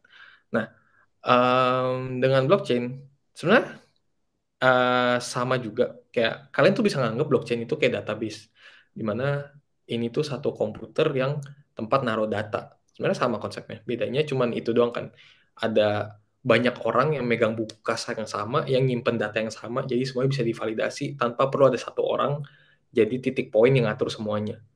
Beda itu. Terus habis itu voting system, di mana bisa dilakuin dimanapun, nanti ada contohnya, dilakuin dimanapun, terus dan bisa divalidasi secara transparan. Itu. Terus habis itu land registry. Land registry ini kayak sertifikat tanah yang ditokenize mungkin. Contoh nyatanya kalau untuk government itu. Dan salah satu contoh untuk beberapa contoh untuk digital identity itu di Estonia, mereka itu udah terapin blockchain sebagai database mereka untuk nyimpen data-data penduduk mereka. Nah, sebenarnya saya mau nyentuh dikit ke private blockchain. Ada yang namanya private blockchain juga. Untuk menutupin yang transparansi tadi, yang untuk supply chain itu ada yang namanya private blockchain. untuk kayak Ethereum, Bitcoin, Solana, dan kawan-kawan yang kalian mungkin pernah dengar, itu tuh public blockchain. Semua orang bisa lihat, semua orang bisa ngelakuin transaksi di situ. Tapi untuk enterprise, untuk perusahaan, untuk institutional, biasanya mereka ada yang namanya private blockchain. Mereka bikin blockchain mereka sendiri yang cuman mereka doang yang bisa pakai. Jadi itu juga salah satu implementasi dari blockchain itu. Jadi bisa di-privatein, yang kasarnya bisa diakses cuman sama mereka doang, dan mereka bisa kasih akses itu misalnya ke siapa. Sebenarnya mirip jadi ya kayak database. Cuman ada yang namanya traceability itu kan, kayak ada lebih gampang, dan sesuatu yang udah ada di blockchain itu bakal selalu ada sampai kapanpun data itu ada di sana. Kayak seperti yang saya bilang, blok pertamanya Bitcoin, kalau kalian trace back nyampe pertama, itu data itu masih ada, kalian bisa cari pertama tuh transaksinya apa. Misalnya kalian ada specific date yang mau kalian cek, masih ada data itu nyampe sekarang dan sampai kapanpun gitu. Ya itu sedikit soal private blockchain. Nah, ada juga satu project namanya World. Ini tuh kalau nggak salah foundernya itu sama kayak foundernya OpenAI, si Sam Altman waktu itu. Jadi mereka tuh sistem kerjanya itu sama kayak zero knowledge yang saya bilang tadi. Jadi ada nih mesin ini, alat ini, jadi dia tuh nge-scan bola mata kita. Saya juga udah pernah coba juga waktu itu alatnya. Jadi basically kalian datang, kalian ngebuktiin kalian tuh manusia, sesimpel itu. Nah, jadi bisa dibilang digital identity gitu kan, kayak saya datang ke mesinnya, saya di-scan irisnya, terus habis itu mereka nanti issue satu semacam sertifikasi atau digital identity yang nunjukin, oh iya, ini orang tuh orang manusia gitu, bukan bot gitu. Bukan apa robot yang dibikin di internet buat ngisi internet yang kebanyakan di luar sana gitu kan. Jadi saya ada megang kasarnya mereka sebutnya pasport, di mana itu yang ngebuktiin ya kayak yang saya bilang tadi ya. Jadi ZK itu zero knowledge itu cuma bisa yes or no. Jadi ini tuh ngebuktiin saya orang atau bukan, orang beneran atau bukan. Dan ya itu salah satu contohnya. Ya, untuk World itu. Dan untuk voting system ada yang namanya votes. Ini dipakai di US untuk mereka pakai teknologi blockchain untuk nge-enabling orang yang lagi tugas militer. Jadi misalnya ada lagi waktunya pemilu, orang-orang yang dikirim keluar sana, entah lagi perang di mana, mereka bisa voting juga. Dan teknologi di bawah yang dipakai itu blockchain. Semua data dimasukin blockchain, jadi mereka bisa secara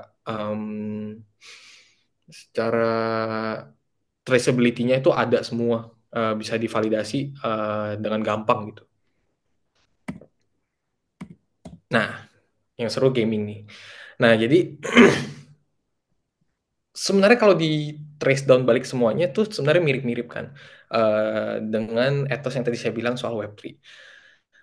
Dan gak jauh beda juga untuk gaming. Kasarnya tuh di Web3 itu tuh lebih ke nge-extend sama kayak Web1 ke Web2, Web2 ke Web3. Lebih ke nge-extend teknologi yang udah ada sekarang. Nah, yang pertama untuk gaming itu apa? Asset ownership. Misalnya di sini pasti banyak nih yang main game kan.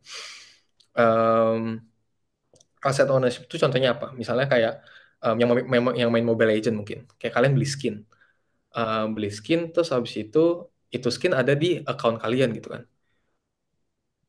Di dalam account yang kasarnya kalian daftar dan semua database-nya dan kayak ini account tuh ada apa aja itu yang megang si perusahaan yang bikin gamenya gitu. Nah, dengan blockchain, kalau misalnya di on-chainin aset itu kayak misalnya skin atau item-item yang kalian ada di dalam game, bentuknya itu token, jadi sama kayak gold tadi. Jadi misalnya ada skin tadi, itu bentuknya NFT, NFT ini tuh kalian yang punya.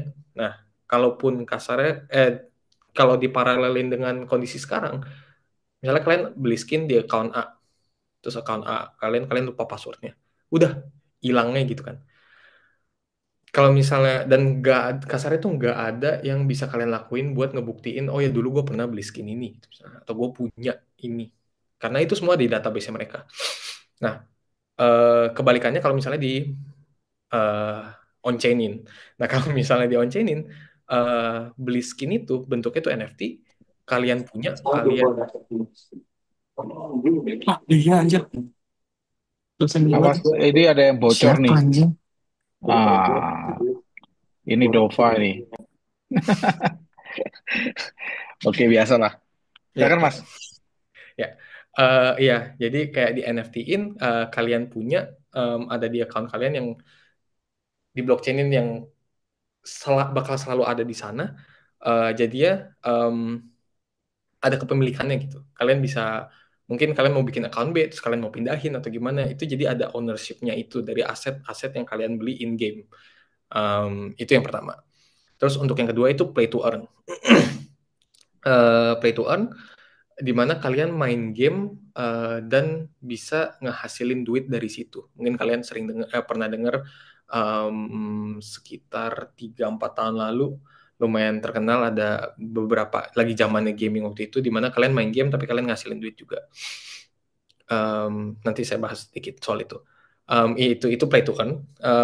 Terus yang ketiga itu interoperable asset. Interoperable itu artinya apa? Interoperable itu di mana sesuatu tuh bisa dipindahin dari sistem A ke sistem B. Misalnya, ini sebenarnya contohnya rada nggak masuk akal, tapi biar bisa ngegambarin biar gampang. Misalnya PUBG, game PUBG, game A sama Mobile Legend, game B. Kalian ada skin di Mobile Legend, kalian mau pindahin, kasarnya mau dipakai skinnya di game PUBG. Nah, blockchain tuh membuat itu jadi mungkin. Misalnya ada game A, kita anggap PUBG sama Mobile Legend lah, mereka kerjasama, mereka mau bikin aset itu bisa dipindahin antar game gitu. Contoh paling gampangnya skin lah, yaitu bisa dipindahin interoperable antara game, dan itu tuh bisa diimplementasi dengan blockchain dengan NFT itu. Jadi bisa di trace, pindah kemana segala macam, ya itu untuk gaming. Nah, ini contoh untuk asset ownership dan play to earn yang tadi saya mention. Ini tuh sempat rame di tahun 2021. Iya, tahun 2021 atau 2020 akhir kalau nggak salah. Nah, jadi ini namanya aksi Infinity. Ini waktu itu rame banget di Filipina dan Vietnam. Di Indonesia juga lumayan rame. Jadi di mana kalian punya ini binatang ini, tiga binatang ini, kalian bisa mainin. Ini bentuknya NFT semua ya. Jadi kayak ini bentuk NFT, yang ungu ini bentuk NFT, yang merah ini bentuk NFT. Itu aset ownership-nya. Ini bentuknya aset. Kenapa? Karena kalian perlu uang untuk membeli binatang-binatang ini, atau pet lah, kita sebutnya pet, lebih enak. Pet-pet ini gitu kan. Nah, play to earn itu di mana? Jadi kalian mainin gamenya, kalau kalian menang, kalian dapat certain point yang bisa kalian jual jadi duit asli. Poin bukan poin sih, lebih ke token. Jadi kalian dapat currency mereka sendiri yang bisa kalian perjualbelikan di pasar terbuka, di exchange yang tadi saya mention. Ya, jadi effectively kalian kayak asset ownership, kalian beli NFT 3 pet ini, terus kalian mainin, kalian ngehasilin currency, in-game currency itu, terus kalian bisa jual itu currency jadi duit beneran. Jadinya ya play to earn gitu kan. Tapi ada minusnya. Nah, ini minusnya di mana? Ini tuh berbasis dari langsung ngomong dari sistem Ponzi, di mana duitnya tuh kayak turun doang sebenarnya, dan ini tuh nggak sustainable. Mekanisme ini tuh sesuatu yang nggak bisa tahan lama, nggak bisa selamanya, kasarnya yang bikin ini game tuh nyuntikin dana terus biar orang bisa main terus ngasilin duit itu gitu. Jadi makanya game ini di waktu itu ngasilin banyak uang, tapi semakin banyak orang yang main, semakin banyak juga uang yang perlu dikeluarin sama dari sisi yang punya game buat nge-enabling play to earn ini. Dan itu cuma waktu itu bertahan sekitar beberapa bulan. Setelah itu karena yang supply demand tadi ya, dia main game, dia dapet currency itu, nggak bisa diapa-apain, ya udah saya dijual aja gitu kan. Ya udah supply-nya banyak, demand-nya nggak ada yang beli, um, pelan-pelan harganya turun, um, duit yang bisa dihasilin jadi makin dikit, pelan-pelan mati. Itu kenapa saya bilang sistem kayak gini kalau dengan Ponzi itu nggak sustainable. Sampai sekarang, unfortunately, masih belum ada game yang benar-benar nge-solve masalah play to earn itu, gimana cara bikinnya sustainable, gimana caranya ini tetap fair, orang-orang nggak bisa kasarnya ngekadalin, ngemainin sistemnya biar dia ngasilin duitnya banyak. Jadi masih mesti ditunggu lah untuk play to earn ini kasarnya mature. Nah, udah habis untuk use cases yang mau saya presentasiin. Mungkin ada pertanyaan lagi tadi yang belum sempat ditanyain. Ya, terima kasih Mas. Sebelum ada pertanyaan ini menarik juga yang terakhir tadi mengenai sustainability play to earn ya. Saya juga baru ngeh ya.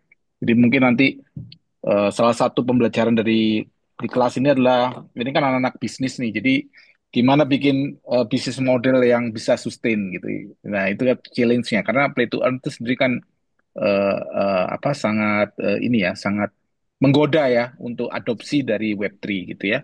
Oke, mungkin kita akan lanjutkan pertanyaan tadi. Saya ingat namanya tadi Pranaja, Timothy, siapa lagi tadi ya?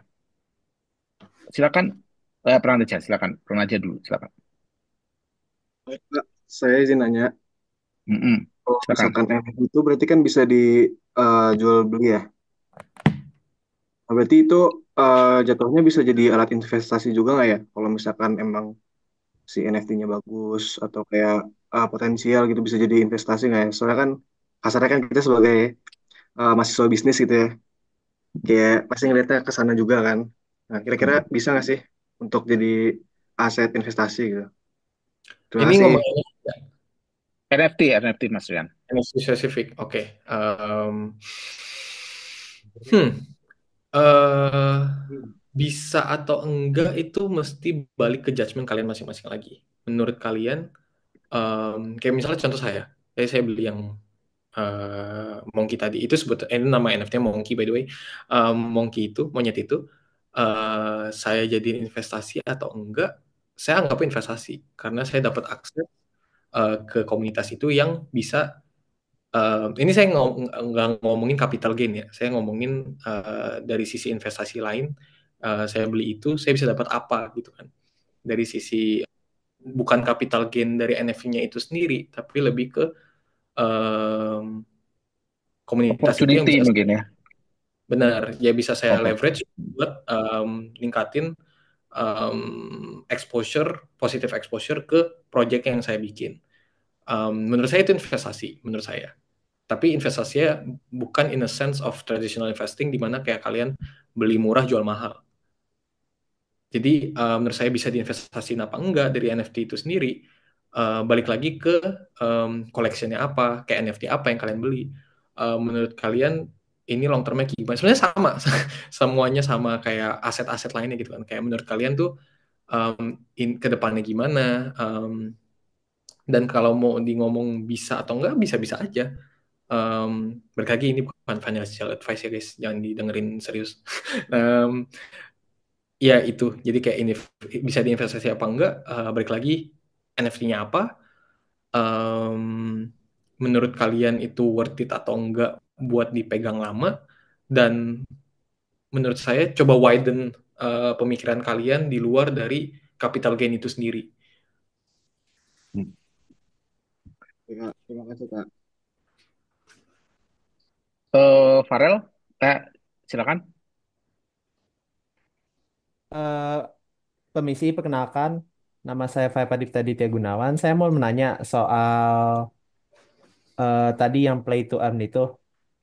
Itu dia tuh kan tadi dijelasin kayak challenge masih susah ngeoptimisasi kalau untuk kayak Vito Play to Earn nih, itu kan untuk kayak game-game sekarang.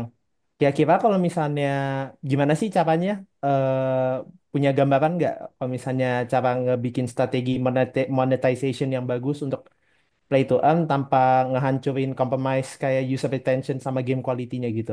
Makasih. Hmm.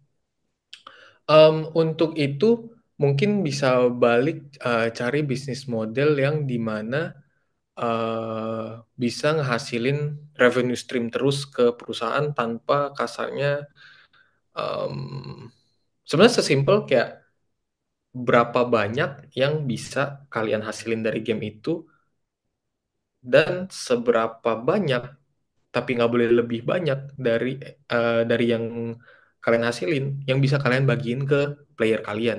Sesimpel itu sebenarnya kan. Kayak kalau kalian bisa kayak kasarnya ngehasilin 10 juta dolar per bulan, kalian bagiin 8 juta dolar per bulan misalnya. Enak banget ngomongnya. 8 juta per bulan eh itu tuh udah bagus gitu kan. Berarti kalian sustain, kalian tetap cuan. Em, iya. Nah, untuk sistem monetization yang kayak gimana yang bisa diterapin itu tuh balik lagi ke mesti diteliti gamenya game apa. Kalau untuk Web3 sekarang, kalau ngomongin gaming, standarnya lumayan rendah. Kayak kasarnya game yang kayak gini, kayak idle game kayak gini tuh udah bisa diterima sebagai game. Kalau dibandingin kayak mungkin di luar sana yang kalian lihat kayak game MOBA atau mungkin triple A, kasihan game-game Web3 dibandingin kayak gitu. Tapi kayak um, dan juga balik lagi Web3 itu sangat spekulatif. Jadi kayak gamenya jelek pun kalau misalnya emang bisa ngasilin duit, orang tetap mainin gitu kan. Dan itu tuh yang pertamanya. Kayak game, kebetulan saya juga sering main game. Game itu harusnya fun dulu, baru play to earn-nya itu belakangan. Nah, dulu-dulu orang-orang tuh bahkan pentingin gimana caranya ini bisa diponziin. Tapi sekarang mungkin orang-orang udah mulai sadar, jadi mulai shift pelan-pelan ke gimana sih caranya ini game gue bikin fun dulu sebelum gue mikirin play to earn mekanismenya. Dan balik lagi seperti yang saya bilang tadi, belum sampai sekarang belum ada project yang dengan skala besar, walaupun skala kecil juga nggak kebetulan saya belum ketemu ya. Tapi belum ada project yang benar-benar bisa bikin sustainable itu tanpa ngebakar duit dari perusahaan mereka sendiri. Jadi kalau tadi kamu nanya em, caranya gimana, mohon maaf saya juga kurang tahu. Tapi yang bisa diusahain yaitu mikirin lebih ke gimana caranya gue bisa ngasihin lebih dari apa yang bisa dari jumlah yang bisa gue kasih. Paling lebih ke situ. Dan Jadi jadi hmm, intinya lebih ke ini ya, maaf ya motong ya. ya ya Jadi lebih ke eh, gimana caranya kita ngebakar duit tanpa tapi masih menghasilkan profit sendiri gitu. betul betul. Dan step yang bisa diambil tuh sebenarnya nggak usah mikirin profitability-nya dulu. eh udah sustain aja itu kasarnya itu di Web3 itu udah bagus. Kayak break even aja itu udah bagus banget dan dari situ dan kalau misalnya nyampe situ itu udah susah banget sebenarnya.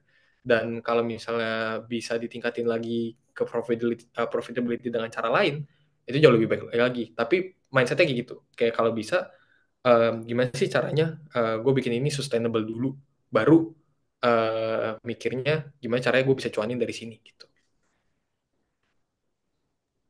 Ya, Oke, baik. ya, I Terima think kasih ya.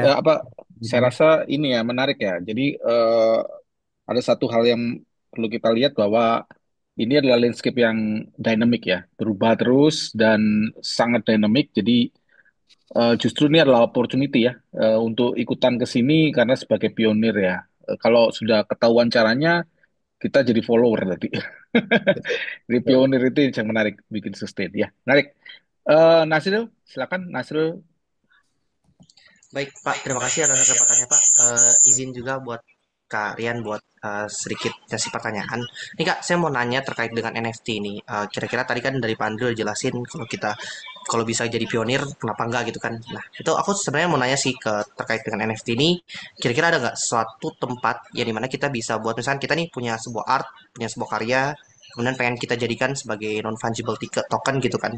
Nah, kira-kira ada nggak yang mungkin bisa kita jadiin buat kita ownership-nya. Nah, terus dari itu, nah untuk menentukan, misalkan nih contoh kita kan nggak bisa main-main kan, nggak mungkin kayak saya udah punya karya, kemudian saya jadiin token gitu, nggak mungkin kan. Mungkin bisa jadi itu bakal buang-buang dana, atau mungkin saya bakal rugi, atau mungkin nggak dibeli sama sekali gitu. Nah, sebenarnya mau tanya ke ini sih, kalau kripto sendiri itu kan punya project di belakangnya gitu. Nah, kalau NFT ini apakah dia punya sebuah historical yang dijual gitu, atau mungkin yang mungkin dari kakaknya jelasin tadi, ada mungkin ini sebagai kunci untuk masuk masuk di sebuah komunitas gitu, agar kita bisa lebih tahu tuh, lebih spesifik lagi niche-nya di bagian mananya, atau mungkin lebih target untuk penjualannya di bagian mananya gitu, gitu sih Kak. Terima kasih. Oke, kalau misalnya untuk NFT, sekarang mereka tuh nyoba ngembangin fokus di utility itu. Kayak kalau ngomongin kripto, ada project di belakangnya, ada kasarnya ada barangnya lah yang mereka kembangin gitu kan. Kalau misalnya di NFT itu dulu case-nya itu ya udah ini collection, ini komunitas sudah. Nah, tapi sekarang yang saya lihat itu mulai banyak collection yang mereka coba kasarnya ngebangun barang itu juga. Contohnya kayak atau mungkin bentuknya lain lah gimana. Nah, salah satu contohnya itu ada satu collection di mana mereka kayak nyediain mereka bikin tools bentuknya tooling untuk trading. Nah, untuk ngeaksesnya itu ya perlu NFT itu gitu kan. Kayak untuk membership, kasarnya membership bisa ngeakses tools yang mereka bikin. Ada juga yang kayak gitu. Em, ada juga yang bentuknya nggak se-tangible itu. Em, Contohnya kayak yang Monkey saya ini, salah satu alasannya saya beli juga, jadi mereka tuh ngejalanin program akselerator, di mana mereka bakal ngebantuin project yang mereka terima buat lebih development lebih cepat. Mereka bisa bantu dari sisi advice, dari strategic planning, dari networking mereka. Kayak mereka kan pasti dengan skala komunitas yang besar dan mereka udah established lama, mereka well connected gitu kan, banyak kenalannya, dan mereka entah ke VC atau mungkin ke builders lain, mentorship segala macam. Itu juga salah satu utility yang kita unlock dari sebagai membership itu. Nggak se-tangible kalau misalnya bikin project yang emang ada underlying project yang barang yang bisa dipakai ya. Cuman menurut saya itu juga salah satu utility yang sekarang mulai dieksplor dari project-project NFT itu. Di luar itu,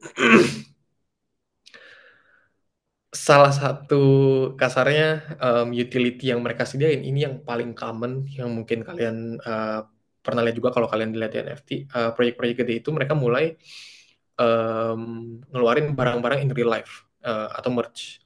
Contohnya kayak yang Little Paji ini, mereka tuh jualan plushies, boneka gantungan kayak gini. Jadi mereka kayak mulai jualin, dan mereka dengan koneksi mereka dan uang yang mereka punya, mereka bisa taruh ini di Walmart atau di yang kalian tahu mungkin Multi, nah tempat jualan mainan itu kan. Kalau kalian ke Multi, ada waktu itu saya pernah ketemu kayak jualan plushies kayak gini, dan itu juga salah satu contoh barang yang mereka build around NFT mereka. Nah, NFT ini menarik. Kenapa? Karena orang sering mikir NFT itu investment, tapi coba di shift dikit, dianggap NFT ini tuh lebih ke IP. Contohnya mungkin yang kalian tahu Tai Lalat. Tai Lalat mereka ada NFT yang namanya Mind Blow On. Nah, itu tuh kayak IP mereka sendiri yang mereka pakai dan kemudian di NFT-kan gitu kan. Walaupun agak beda, struktur belakangnya juga rada beda dari sisi perusahaan. Tapi ya, NFT itu lebih ke jualan IP-nya. Jadi underlying project itu IP-nya itu. IP-nya itu bisa diapain sih? Bisa dijadikan barang kah? Bisa bisa bisa diintegrate ke project lain kah atau gimana? Jadi mikir NFT itu sangat korelasi dekat dengan IP karena art gitu kan. Jadi ya gitu.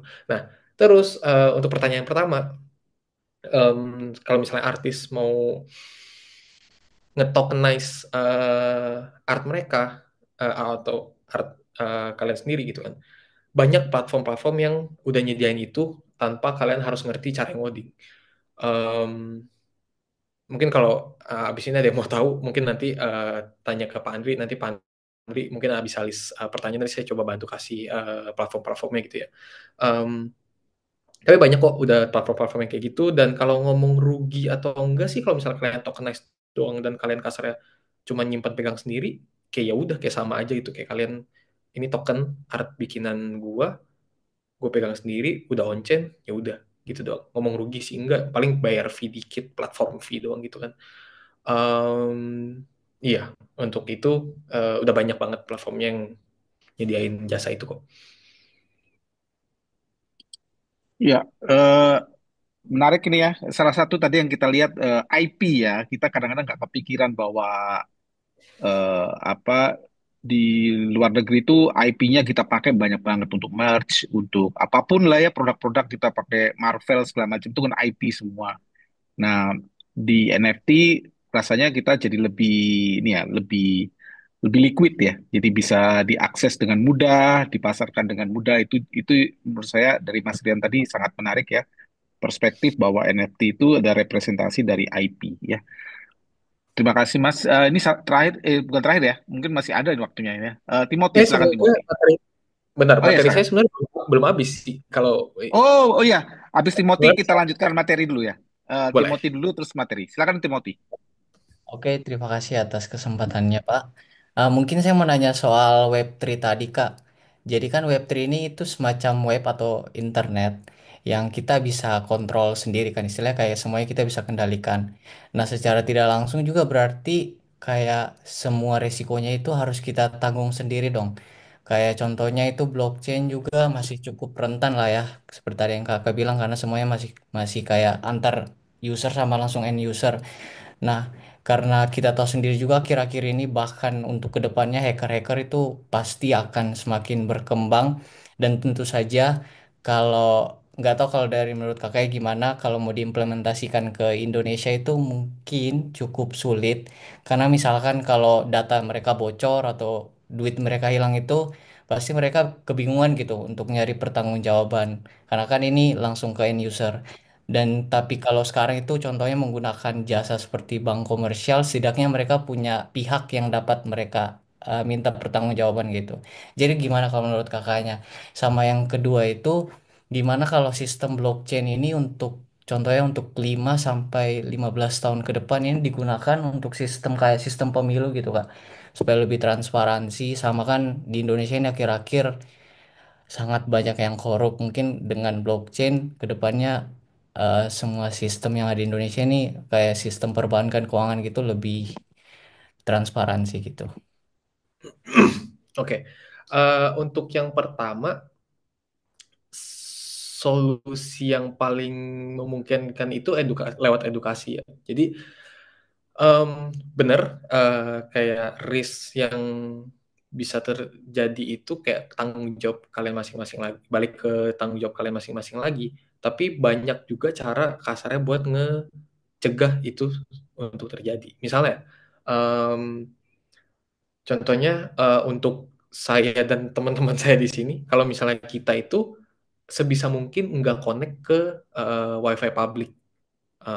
Itu kayak salah satu contoh mitigasinya. Kalau kalian kayak, saya ini laptop saya pakai buat transaksi itu segala macam, saya nggak bakal mau ini laptop saya pakai di WiFi publik. Saya nggak tahu itu WiFi mungkin diapain atau gimana. Itu kayak salah satu contoh untuk mitigasinya. Jadi untuk orang-orang Indonesia sewajarnya butuh edukasi yang kasarnya tuh ngejelasin, oh gini nih cara best practice-nya biar kalian nggak kena ini. Soalnya itu nggak bisa dihilangin gitu kan, cuma bisa dihindarin, bisa dicegah. Nah, itu satu dari sisi usernya. Dari sisi developernya, dari sisi orang yang kasarnya ngebikin semua sistem ini, yang banyak orang di sana yang ngerjain di bagian komponen-komponen tertentu, mereka juga sekarang fokusnya itu lumayan tinggi di bagian UX, user experience, di mana kayak mereka kasarnya mau ngegampangin orang-orang buat nge-adopt teknologi blockchain tanpa nge-compromise dari sisi security-nya. Dan caranya gimana banyak banget, dan kayak gimana sih caranya biar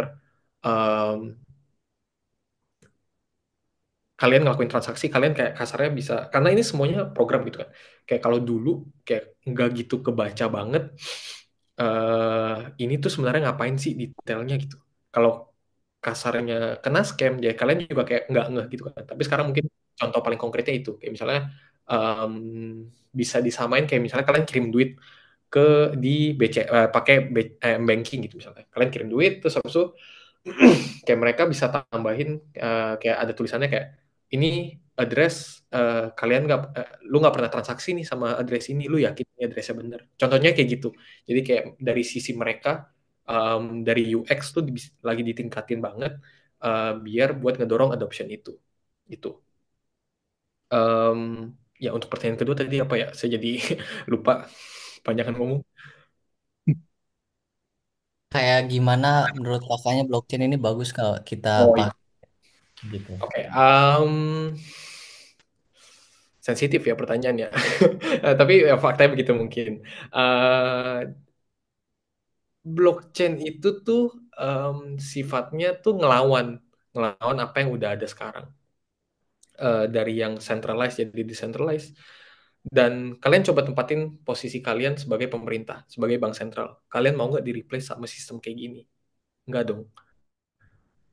Jadi mau dibilang 10-15 tahun lagi ke depannya bakal kayak gimana, bakal ngegantiin atau enggak, menurut saya nggak bakal bisa completely ngegantiin. Karena itu terlalu banyak kepentingan orang. Maksudnya kayak saya pribadi kalau misalnya saya udah ngontrol itu dan ada sistem yang kasar yang ngelepas ngilangin kontrol saya nggak bakal mau gitu kan. Sesimpel itulah, namanya manusia gitu kan.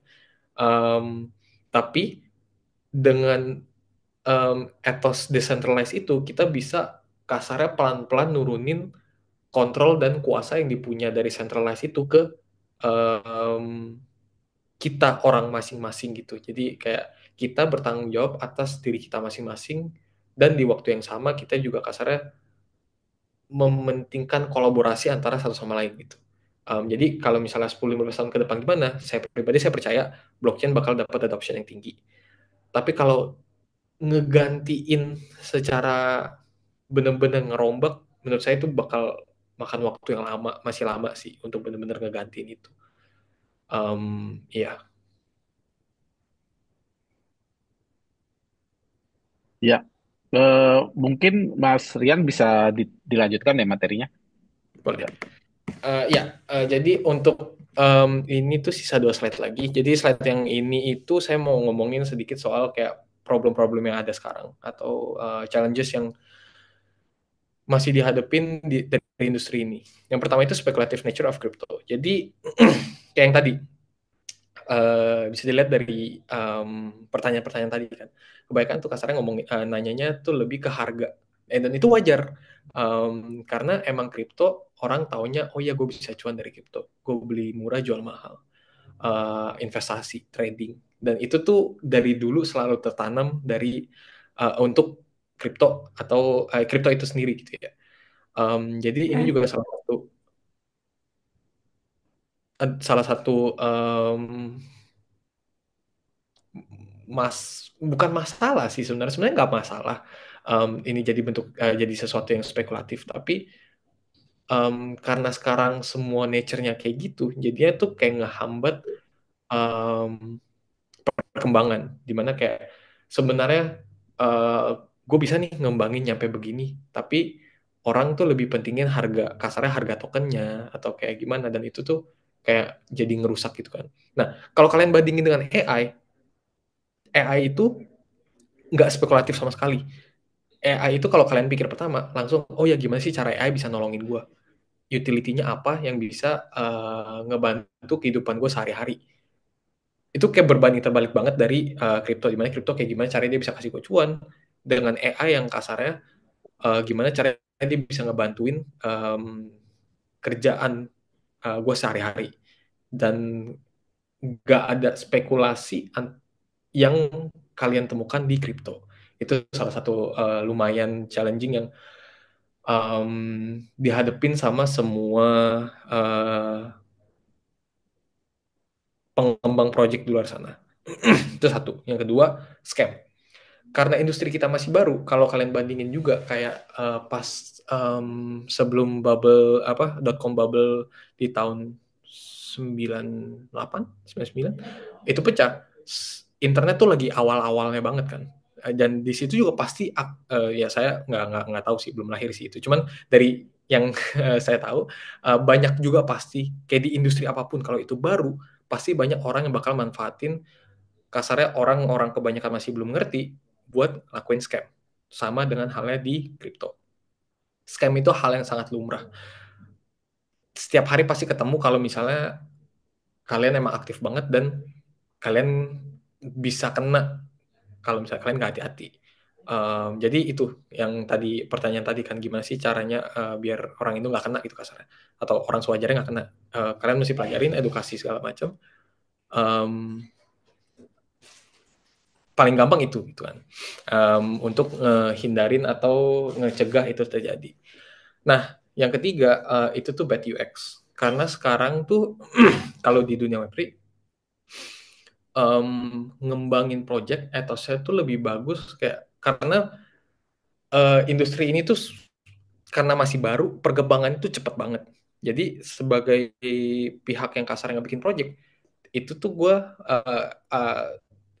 gue mendingan keluarin produk gue secepat mungkin asalkan orang bisa coba daripada kasarnya gue sempurnain nyampe bener-bener bagus banget baru gue keluarin. Karena kalau misalnya kayak gitu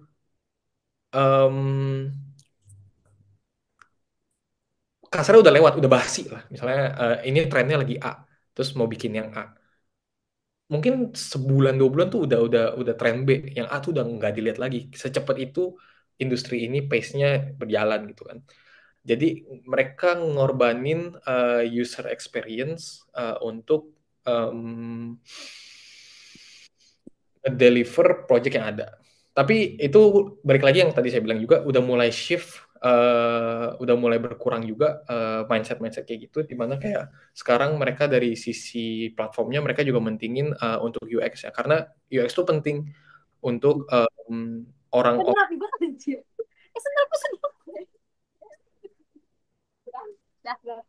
Mohon maaf, ini ada yang bocor lagi nih. Saya belum ketemu yang bocor siapa. Tolong ya yang bocor ya, diingetin temennya.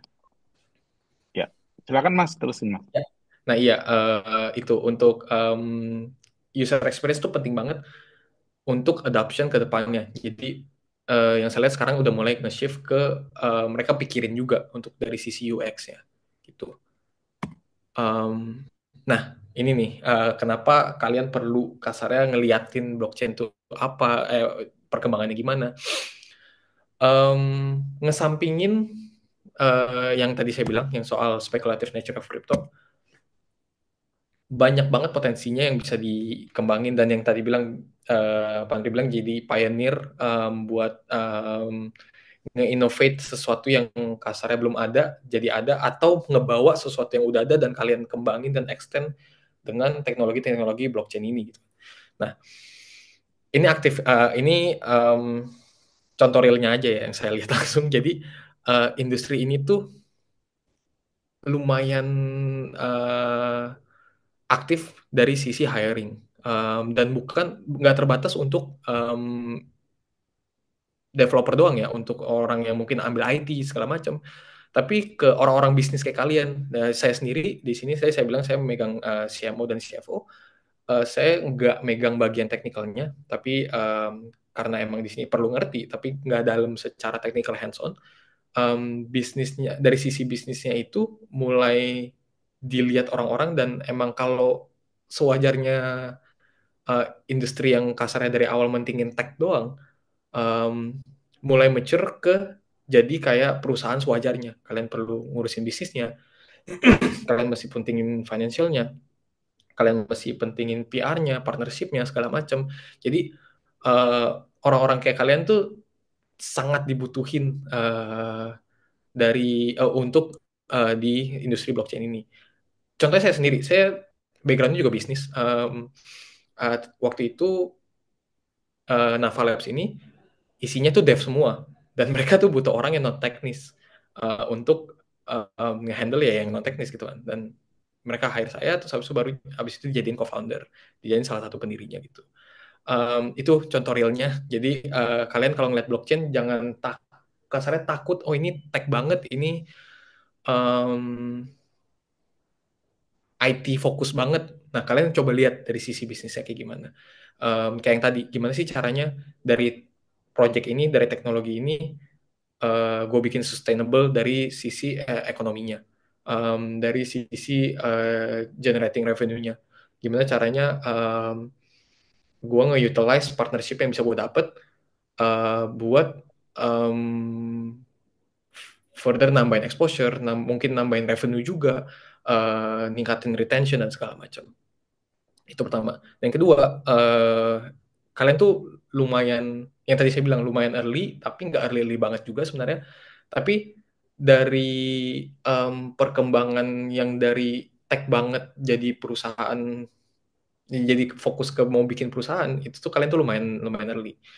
Saya balik dikit lagi untuk industri yang actively hiring, gaji di industri ini tuh lumayan gede karena banyak dari sisi visi yang venture capitalist yang tebar duit ke mereka karena mereka tahu ini sesuatu yang bisa jadi gede di depannya.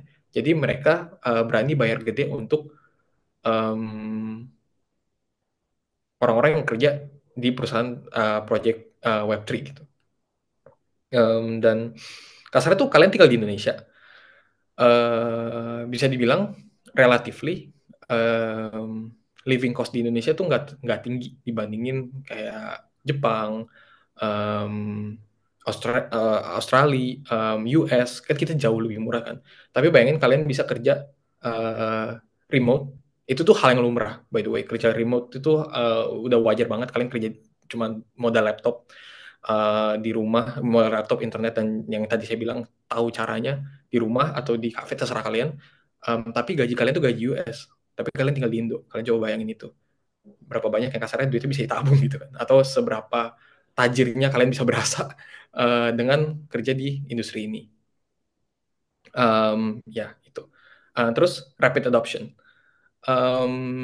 Kayak yang saya bilang tadi, dengan fokus yang lumayan udah mulai shift dari tech banget itu ke adoption ke orang-orang yang emang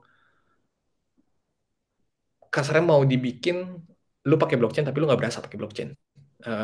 Ngegantiin sistem yang udah ada itu tuh semakin difokusin lagi. Makanya tadi yang saya bilang user experience itu rasanya gimana make satu program lah kita ngomongnya, atau apps gitu yang sebenarnya belakangnya itu blockchain, tapi kalian tuh nggak berasa itu blockchain. Itu juga. Dan adoptionnya lumayan kencang sekarang, dan sebenarnya Indonesia itu dari sisi adoption itu di dunia itu lumayan tinggi. Saya lupa persennya berapa, tapi seharusnya itu di top 5 atau top 3 gitu untuk adoption. Tapi balik lagi, adoption di sini lebih ke untuk sisi spekulatifnya. Jadi ada baiknya kalian coba lihat dari sisi bisnisnya dan kayak opportunity kerjaannya. Dan kalau kalian rajin dan punya kasarnya ngebawa skill bisnis itu dan diterapin ke blockchain, sebenarnya butuh adaptasi lagi sih, soalnya lumayan beda kan. Tapi banyak banget pintu yang kebuka untuk kalian di industri blockchain. Ya, udah sih, itu dong sih. Dan ini yang saya bilang tadi, the next 1 billion users won't know they're using blockchain. Itu yang saya percaya, makanya tadi saya ditanya 10-15 tahun lagi kayak gimana. Nggak bakal ngegantiin, tapi bakal banyak adoption yang nggak ngegantiin secara keseluruhan atau mungkin yang di atas-atas, tapi kayak everyday life menurut saya ke depannya bakal banyak banget aplikasi yang utilize teknologi blockchain itu sendiri. Nah, ini ada sedikit kontak saya Telegram, X Navalab, Twitternya Navalab sama Instagram Navalabs. Jadi kalau misalnya mau kontak, coba langsung DM aja nggak apa-apa. Terlebih Telegram saya open, jadi kalau misalnya emang ada pertanyaan atau apa, boleh langsung kontak aja. Udah sekian sih. Masih ada ininya. Ya, pokoknya itu. Udah gitu aja sih untuk materi dari saya. Mungkin ada pertanyaan Oke, lagi teman-teman. eh, ini makasih Mas ya. Jadi ini di-share ya kontaknya. Jadi teman-teman nanti kalau ada pertanyaan lanjutan, karena mungkin waktunya sekarang kita itu nggak banyak ya. Kita masih ada waktu 10 menit lagi. Tapi mungkin saya ini ya, apa namanya, garis bawahi tadi bahwa eh, gimana industri melihat blockchain dan bagaimana pelaku memikirkan blockchain. Jadi teman-teman kalau di kelas kan kita bicara secara teoretikal ya. Jadi industri real practicalnya itu seperti apa dan ini sangat menarik dan juga memberikan banyak sekali insight ke saya. Nah, tapi kita masih ada waktu 10 menit ya. Jadi mungkin ada quick question dari beberapa teman. Silakan mungkin dijawabnya quick juga biar pertanyaan quick, jawaban quick biar ada beberapa orang yang bisa nanya langsung ya. Silakan Alvan. Aku mau nanya kan terkait banyaknya scam atau fraud di lingkungan blockchain ini. Navalab sendiri kan perusahaan yang mengubah ide blockchain menjadi kenyataan kan. Jadi eh, nge-build di ekosistem blockchain sendiri. Apakah kakak pernah dapat klien yang membuat project, lalu projectnya itu menjadi suatu project yang scam? Dan jika pernah, apakah itu mempengaruhi si Naval Labs sendiri? Mempengaruhinya itu dari segi apanya ya kalau dapat klien yang seperti itu? Untungnya enggak, karena dari sisi kita sendiri, kita juga lumayan kita untuk prosesnya gimana sih kalau misalnya kayak ada klien yang mau request kerjaan ke kita gitu kan. Yang pasti kita bakal ada meeting pertama dulu di mana kayak mereka nyerahin requirement mereka kayak gimana. Dari sisi kita juga kita kayak tanya-tanya um, apa yang mereka butuhin, terus habis itu kayak budget mereka berapa, ini segala macam. Tapi di luar itu kita juga ada ngelakuin background check. Biasanya kita lebih prefer klien yang dikenalin sama orang yang emang kita udah kenal, yang udah ada refernya. Jadi untuk untungnya nggak ada yang kayak gitu. Tapi kalau misalnya emang ada, biasanya itu ada satu disclaimer kasarnya yang pas untuk tanda tangan kontrak itu, kita ini kalau misalnya kerja lepas ya, kayak kita kerja lepas udah, kalau misalnya mereka nge-save tuh kayak kasarnya kita nggak ikutan, kita cuman ngikutin, kita cuman bantuin dari sisi development aplikasinya doang atau projectnya doang. Dan apa yang mereka lakuin dengan project itu atau barang yang udah kita deliver itu kayak udah di luar lepas tanggung jawab kita. Kita nggak ada ikut campur tangan lagi dan bukan tanggung jawab kita lagi gitu. Jadi itu ada satu layer protection untuk kita sendiri itu dari sisi legalnya. Oke, Kak, terima kasih. Masih ada waktu 7 menit. Ada lagi teman-teman yang ingin bertanya sebelum kita tutup jam 9 pas? Apakah ada? Nampaknya penjelasan Mas Rian sudah cukup jelas ya. Sudah cukup banyak membantu kita untuk memahami ya. Saya rasa ini sangat bermanfaat ya bagi saya. Terima kasih Mas Rian. Mungkin next time ngajar offline ya di tempat kami di Bandung. Kalau bersedia ya.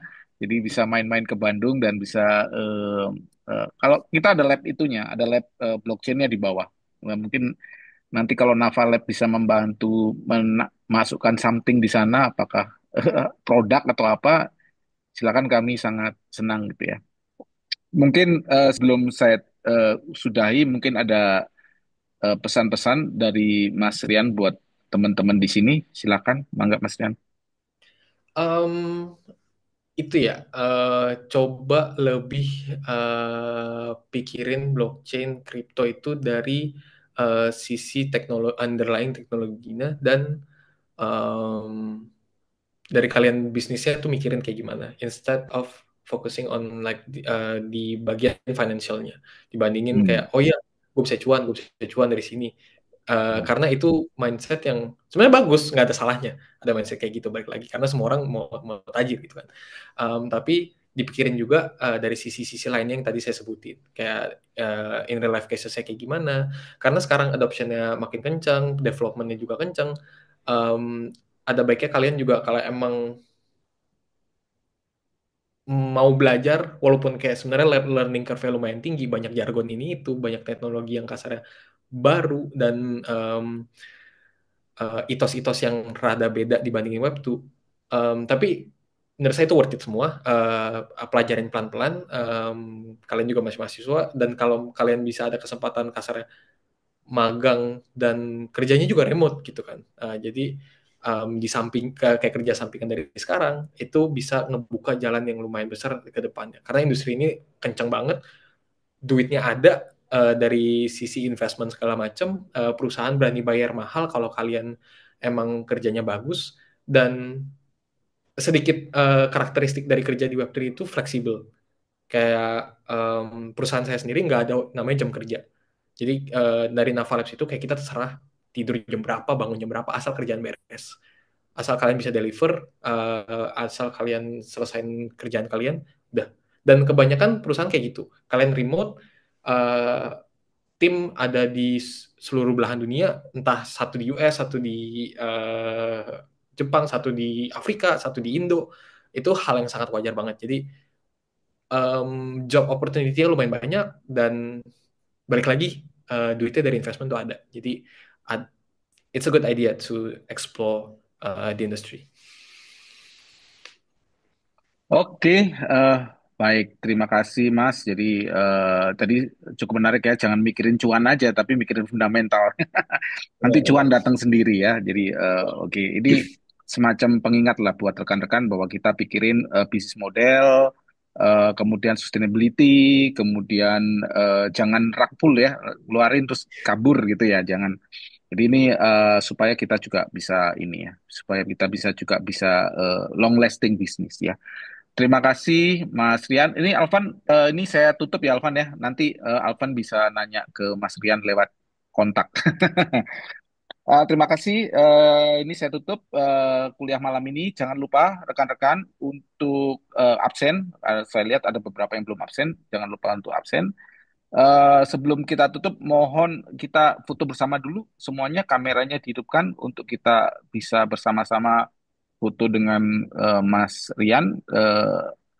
Ini kita ada 67 mahasiswa ya Mas Rian ya. Harusnya ada sekitar 75 sampai 80, mungkin beberapa yang tidak join ya. Oke ya, saya hitung ya. Oke, sebentar ya. 1, 2, 3. Oke, sekarang halaman kedua. 1, 2, 3. Dan terakhir, halaman terakhir. Sebentar ya. 1, 2, 3. Ya, oke, baik. Terima kasih atas waktunya, atas ilmunya, Mas Rian. Sampai ketemu lagi. Semoga kita nanti bisa ngajar lagi di mahasiswa-mahasiswa selanjutnya ya. Selamat malam rekan-rekan semua. Saya tutup kuliah kita malam ini. Saya tutup dan selamat beristirahat semua. Yuk, selamat malam semuanya. Mari. Terima kasih Selamat teman-teman. malam, terima kasih Yo, Mas Rian. kasih ya. Terima kasih, Prof. Ya, mari semuanya. Ya. Oke. Terima kasih.